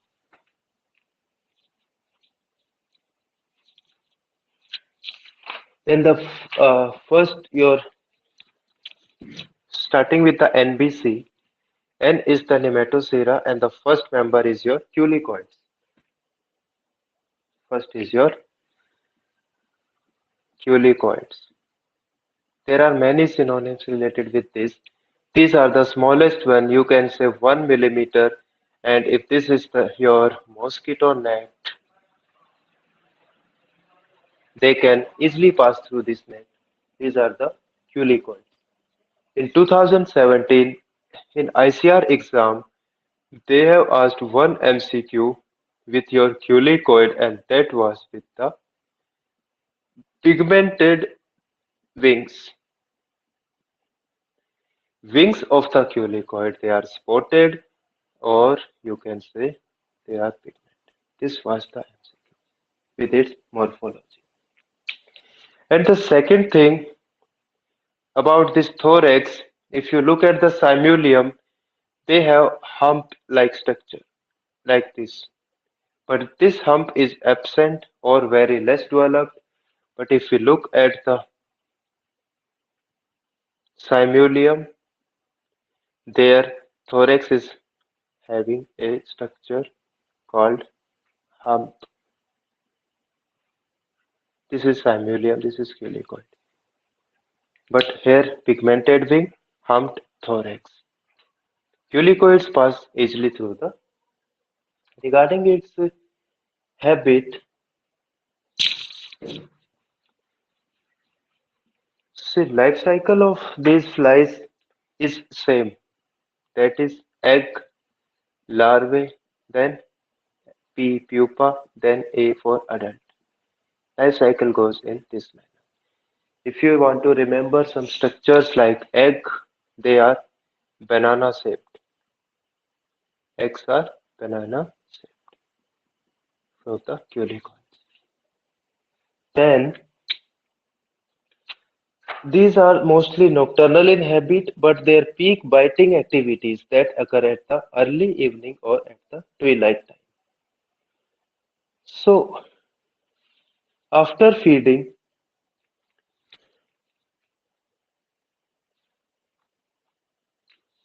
these culicoids may act as vector for two things: your blue tongue and your African horse sickness, an intermediate host for Onchocerca gibsoni and cervicalis.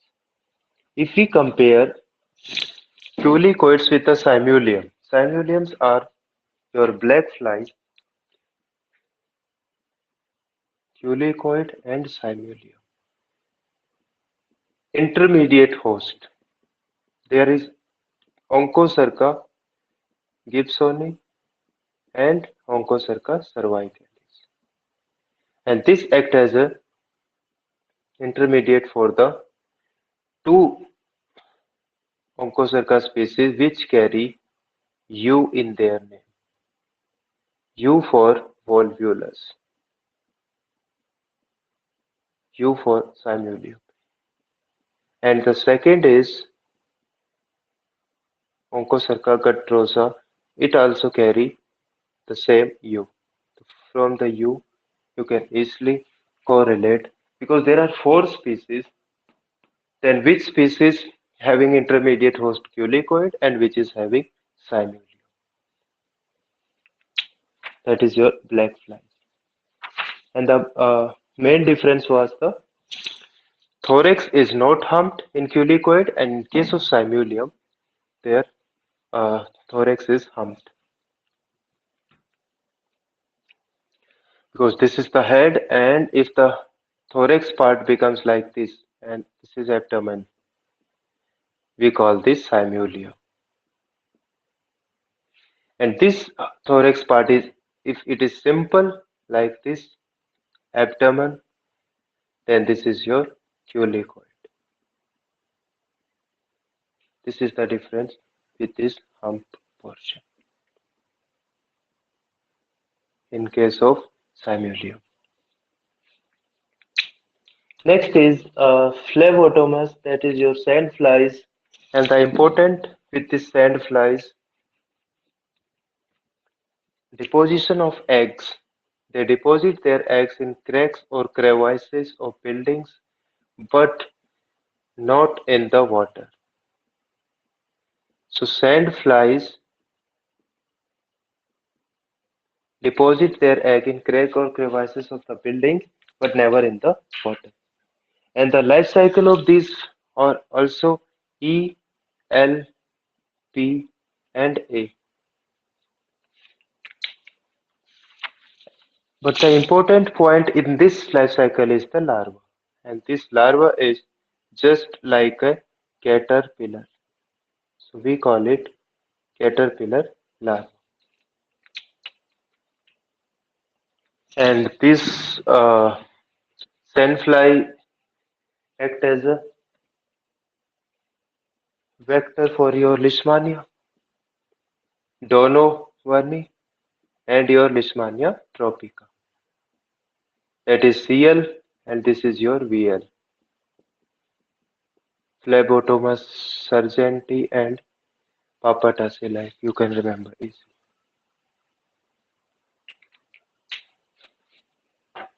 The more important is your mosquitoes.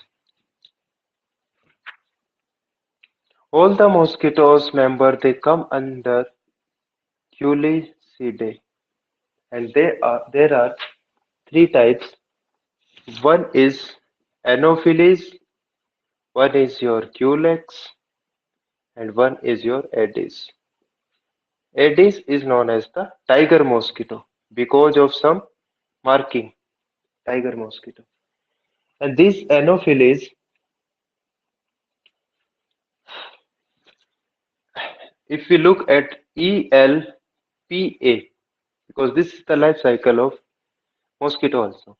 Eggs are single, here also single. This was the MCQ, that in which cases eggs are deposited in a bunch, that is called as raft. In a group, they are single, but it is in a group. So in case of Culex, eggs are deposited in a raft, that is group, not single. So this is related with the egg. And if you look at the larva, then the difference in all the cases that larva is present below the surface of water. This is the surface of water, and these larvae, they are present below this surface. If you look at the Anopheles larvae, then suppose this is the larva of Anopheles. It is present parallel to the water surface, like this, parallel to the water surface.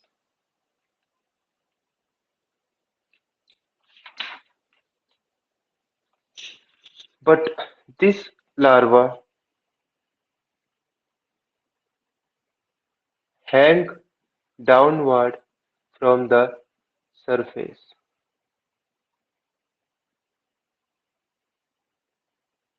This larva is hanging downward. So first was the egg, that is single, and in this case in the group. Second is larva parallel to the surface hanging downward, and the next is the pupa, and after that adult. ELPA.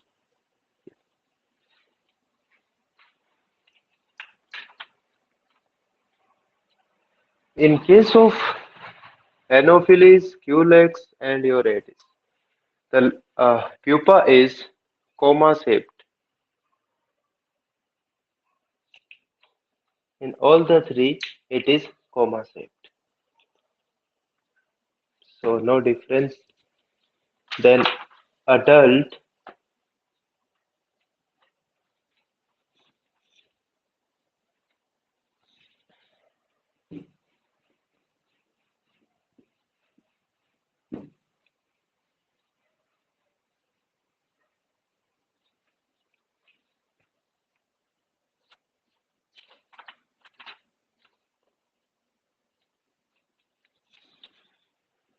in case of Anopheles, we have AN, that is your angle. This is the water surface. This is the water surface. If the mosquito is making angle like this is the head of the mosquito and thorax and sitting like this. If it make an angle, then we call it Anopheles. If it is sitting parallel with the water surface, then this will be your Culex.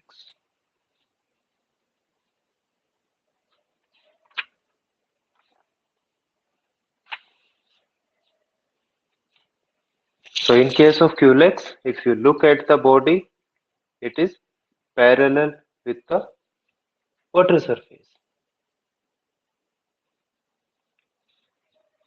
And in this case, it forming angle. This is the mouth. We call this proboscis, and this is the body. So this is water surface, the proboscis, and this is body. They are in one line, and they are making an angle with the water surface. In case of Aedes, if there is angle, this is proboscis, and suppose this is body. There is angle in between these two. Then we call it Aedes. Means there is angle between proboscis and body, not with the water surface. But as for the water surface, there is only one mosquito named from the Anopheles make angle with the water surface. But all both these two with the water surface parallel. So these MCQ they can be asked from the morphology of mosquitoes that may be related with the egg, larvae, pupae, and your ELPA of mosquito. Then they act as a vector for many diseases like your Anopheles for human malaria and Culex aedes for bird malaria or some viruses also there. Dengue fever for Aedes. Next is your Tabanes family.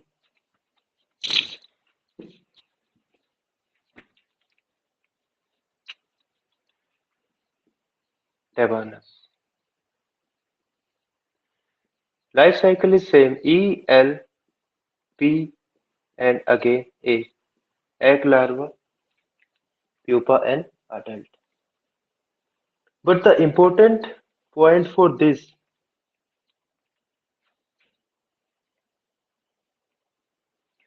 they deposit their egg, if you look at the E, overhanging water plant. This is the water surface.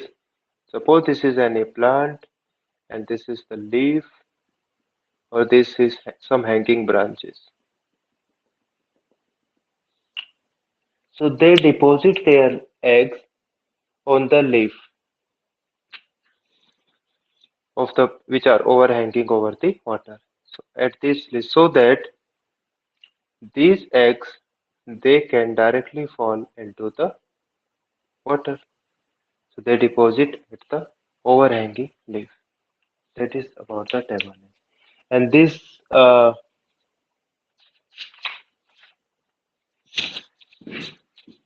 act as a vector, mechanical vector for your trypanosomes. And there are four different genera that comes under your tabanid family, and in these they have asked one MCQ regarding with your antenna, structure of antenna. So T, H, and your C, P. That is Tabanus, Hematopoda, Chrysops, and Pangonia. The difference is in the antenna.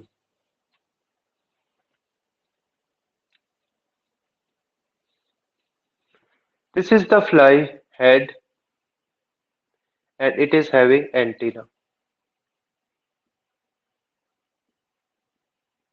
Antennas. One, two, three. One, two, three. At the third segment, there is one structure coming out, and this is your tooth-like structure. And that is the feature of your T for tabanus. T for tooth-like structure and T for third segment. So all the structures are from the T itself. T is the tabanus, then T is the third, and T is the tooth-like structure. So this is your tabanus.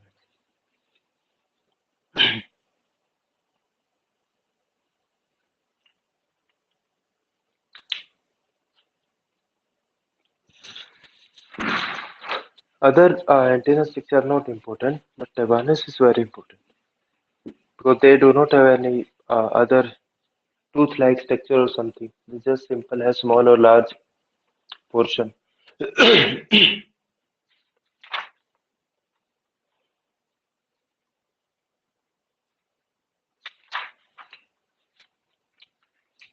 So these flies were divided into three orders: NBC, Nematocera.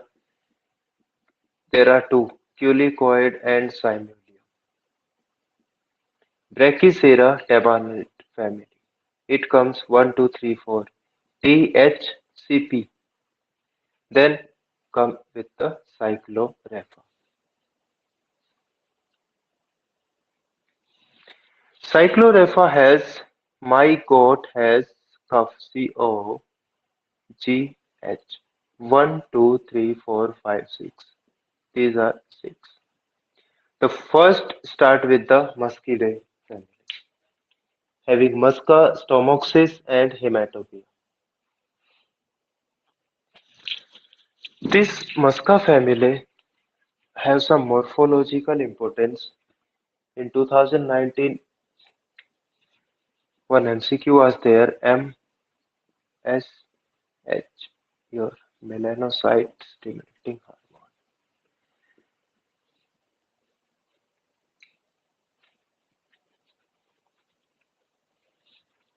Suppose this is the Musca and this is the thorax and this is the abdomen. And in this case, we have thorax and abdomen.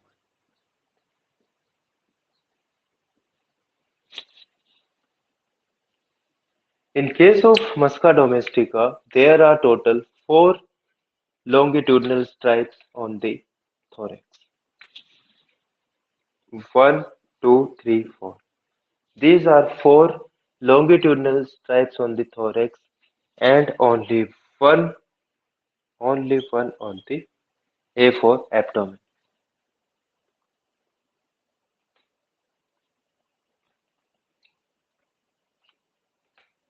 But in case of hematobia, there are only 2, 1 and 2. 2 longitudinal stripes on the thorax. In case of stomachs, we have again 1, 2, 3, 4. So this is the morphology of thorax and abdomen. Plus stomach says, if you look at the abdomen, there is no longitudinal like this, no longitudinal stripes on the abdomen, but they have some spots. This is the second one and this is the third. So abdomen second and third segment, they have spots. So S for stomachs, it is having spots on the abdominal segment.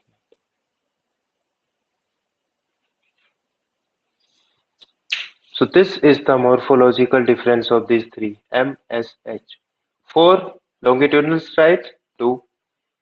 1 at the abdomen, 0. There is no longitudinal stripe, but spots are there.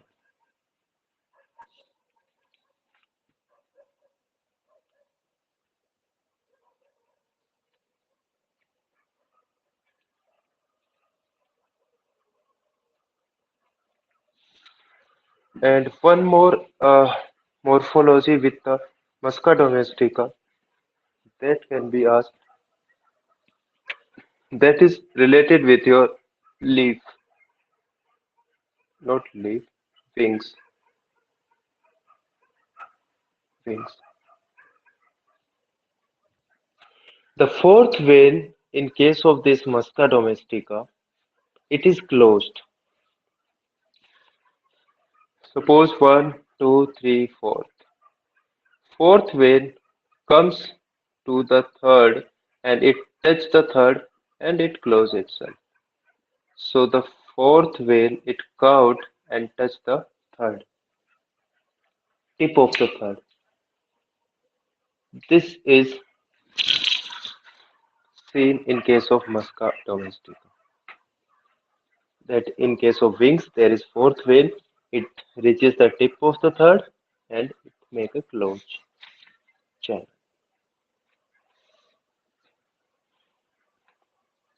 Then they have some intermediate host or vectors like stomachs for your trypanosomes, then hematobia also for the one side.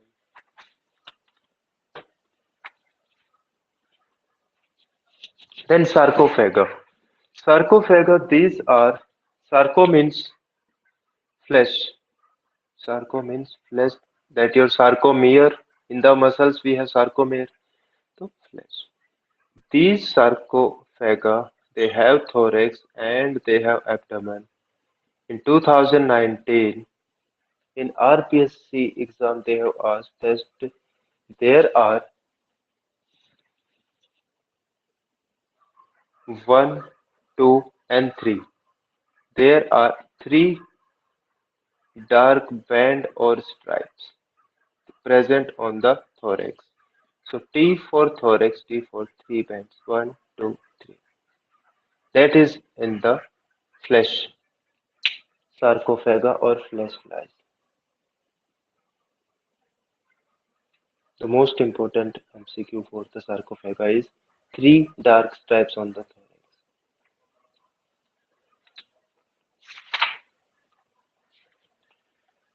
Then one more topic with this is as they are related with the flesh, so there is one term we call strike in case of sheep, mostly in sheep. Primary strike, secondary or tertiary. Some flies, uh, this is the shape, and suppose this is the wound. This is the wound. The sheep attracted to fly. Primary flies, they are attracted towards the wound and they deposit their eggs. We call them the primary flies, or the first times they are coming at the site of wound and they lay their egg. So these primary flies, they are attracted because of the smell of this wound and they come and deposit the egg. They are primary. Secondary flies, in case of secondary flies, we have wound which is already infested by your primary ones, then only the secondary ones comes. Because at this wound, these primary flies, they have digested or liquefied the tissues with the help of some liquefactive enzymes. So these primary flies, they decompose this, liquefied this, and that smell attract secondary flies at the area. These are secondary flies. And tertiary flies, they are accidental flies and they come at the last and they may cause further damage. So the strikes may be primary, secondary, or tertiary. Then we have one more, your estrus ovis, that is sheep nasal fly. In case of estrus ovis, there are two MCQ. In case of estrus ovis, the first MCQ is they have vestigial mouth parts. They have vestigial mouth parts.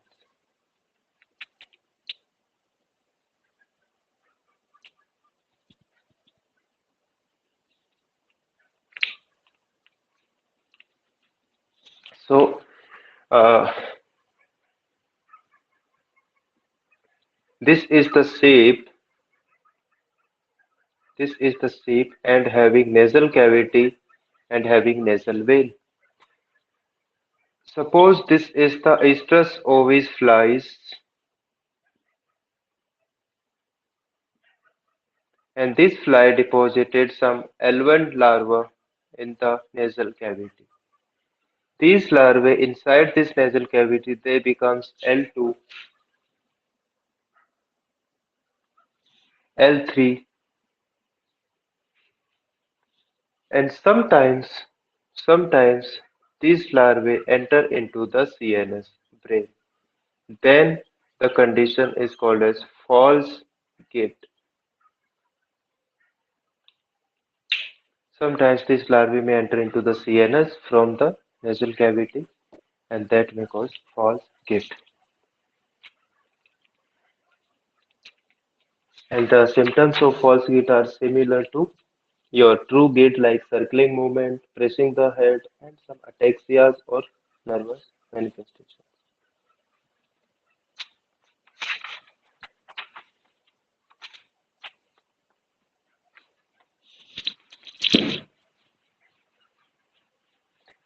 Then the next fly, that is your hypoderma.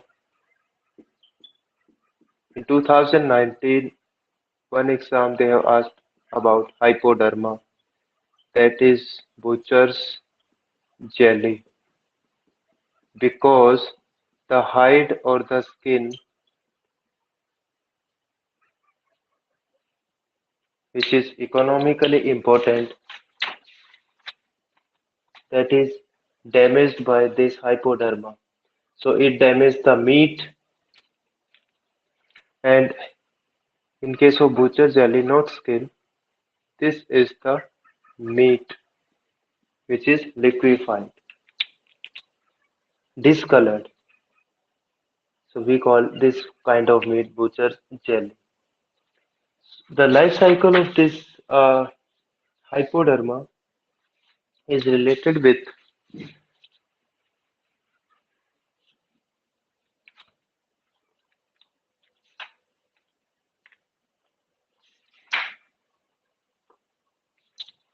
in case of animal, suppose this is a cattle,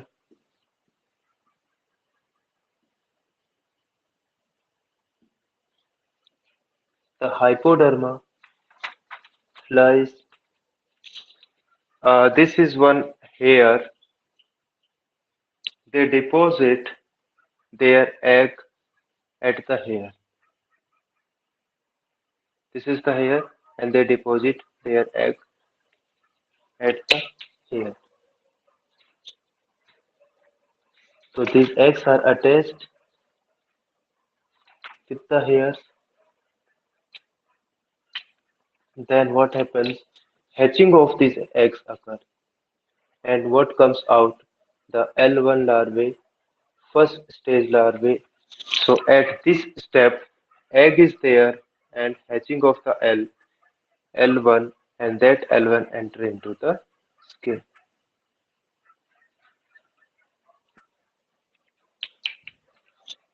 From the skin, they penetrate subcutaneously, and they reach at the site of esophagus, or they may reach at the site of spinal cord, and at this site they feed and they grow and they rest for 2 to 4 months. We call this is their winter rest. So there are two rest, winter rest, and one is the summer rest. These two MCQs are with the hypoderm. Summer or spring rest. So why these are called warble flies? After resting, once the winter rest is over, they become L2. They become L2, and they again migrate in the subcutaneous tissues. They migrate and they cause some swellings. We call them warbles, and that's why the name of the fly is the warble flies, because of these swellings in the skin. They perforate the skin. They damage the economic quality of the hide. So there are two economical losses, one related with the meat and one with the skin in case of hypoderma. So the story started with it deposited egg at the hair, then L1 comes out, enter the skin, then migrates in the cutaneous tissues. In some species of hypoderma, it enters esophagus, in some other places. Then it undergoes winter rest. After rest, L1 becomes L2. that may migrate again subcutaneously, form some swellings, and we call them swellings as warples. So because of this, it damages the flesh, that is meat, and also damage the skin.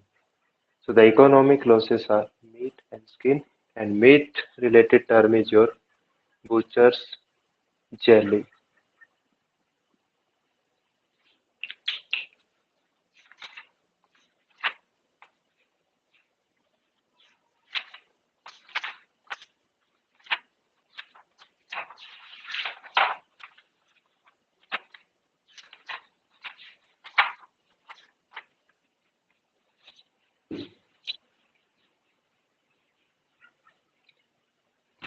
Then there are two more insect, flea and lice. The difference between flea and lice is they are they have laterally compressed body. Fleas have laterally compressed body, and wings are absent. In case of fleas, wings are absent. Lice are permanent ectoparasite. They are specific to their host. And one more thing, we started with the hemimetabolous. They are the member of incomplete metamorphosis, your lice and your ticks. So these are the difference in your fleas and lice.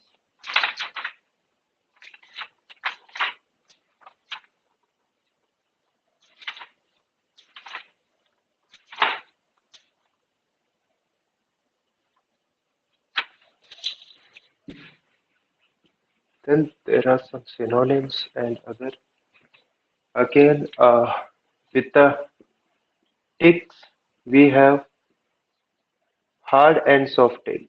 From the name itself, exoded, that is D for hard, and argus as for soft. These are soft and these are hard. And the difference between hard tick and soft tick, the main difference is the related with their respiratory system. We call it spiracles 1, 2, 3, and 4. Suppose these are the four coxae, then the spiracles are present behind the fourth one. But in case of 1, 2, 3, 4, in between 3 and 4, we have some opening for the respiration. So this spiracles in between 3 and 4 segment. These are hard and soft tick.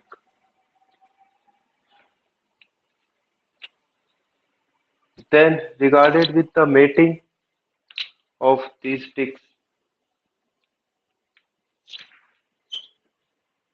on the host there is mating in case of hard tick, and there is off the host mating in case of soft tick.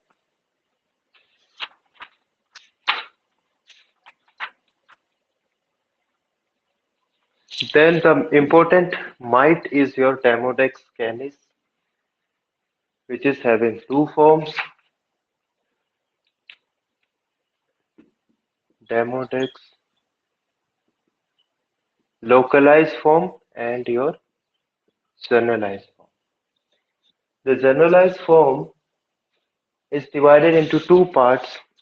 That is important. One is squamous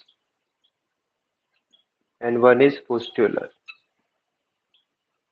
The squamous, there is copper red color of the skin, and here pustules are formed. So in this form, Staph aureus bacteria infection is there. So squamous form, copper red color skin, and pustular form there is pus because of step or yes. This is generalized form.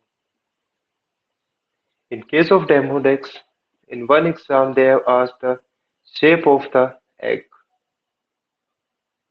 That is your fusiform. Spindle-shaped egg are present in case of Demodex. But the important point is related with the Demodex is there is no pruritus, no itching. In case of Demodex, no pruritus, and that is corticosteroids are contraindicated. This is the mite of your follicles and sebaceous gland. Affect the young dogs below the age of 1 year.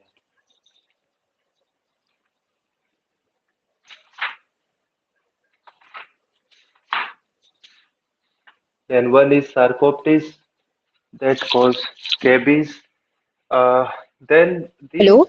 mites, hello, So we take deep these, scrapings. yes, in case of Demodex,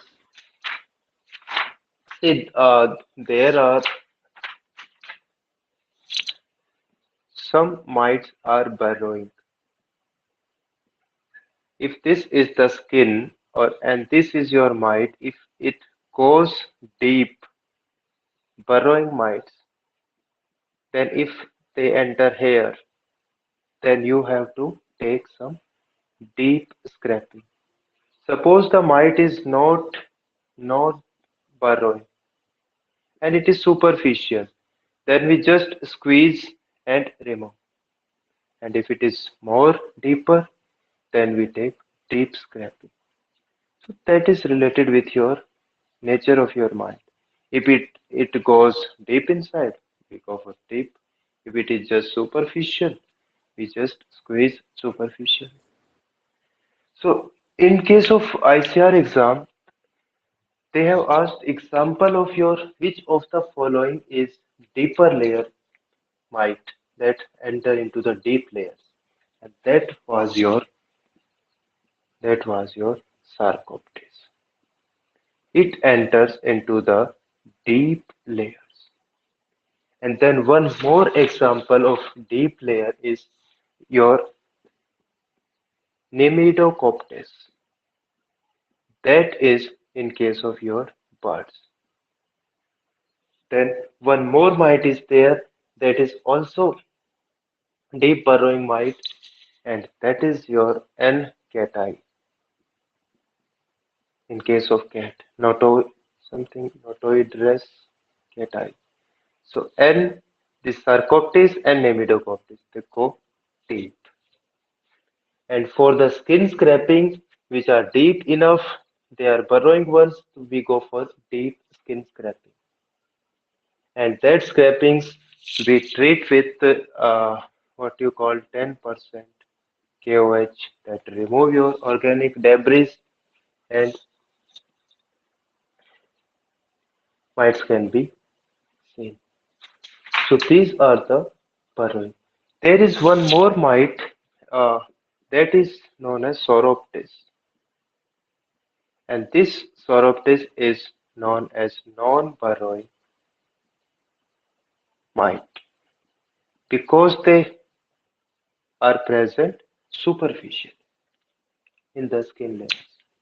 So they are responsible for formation of scab. So Sauroptes form the scab, but the more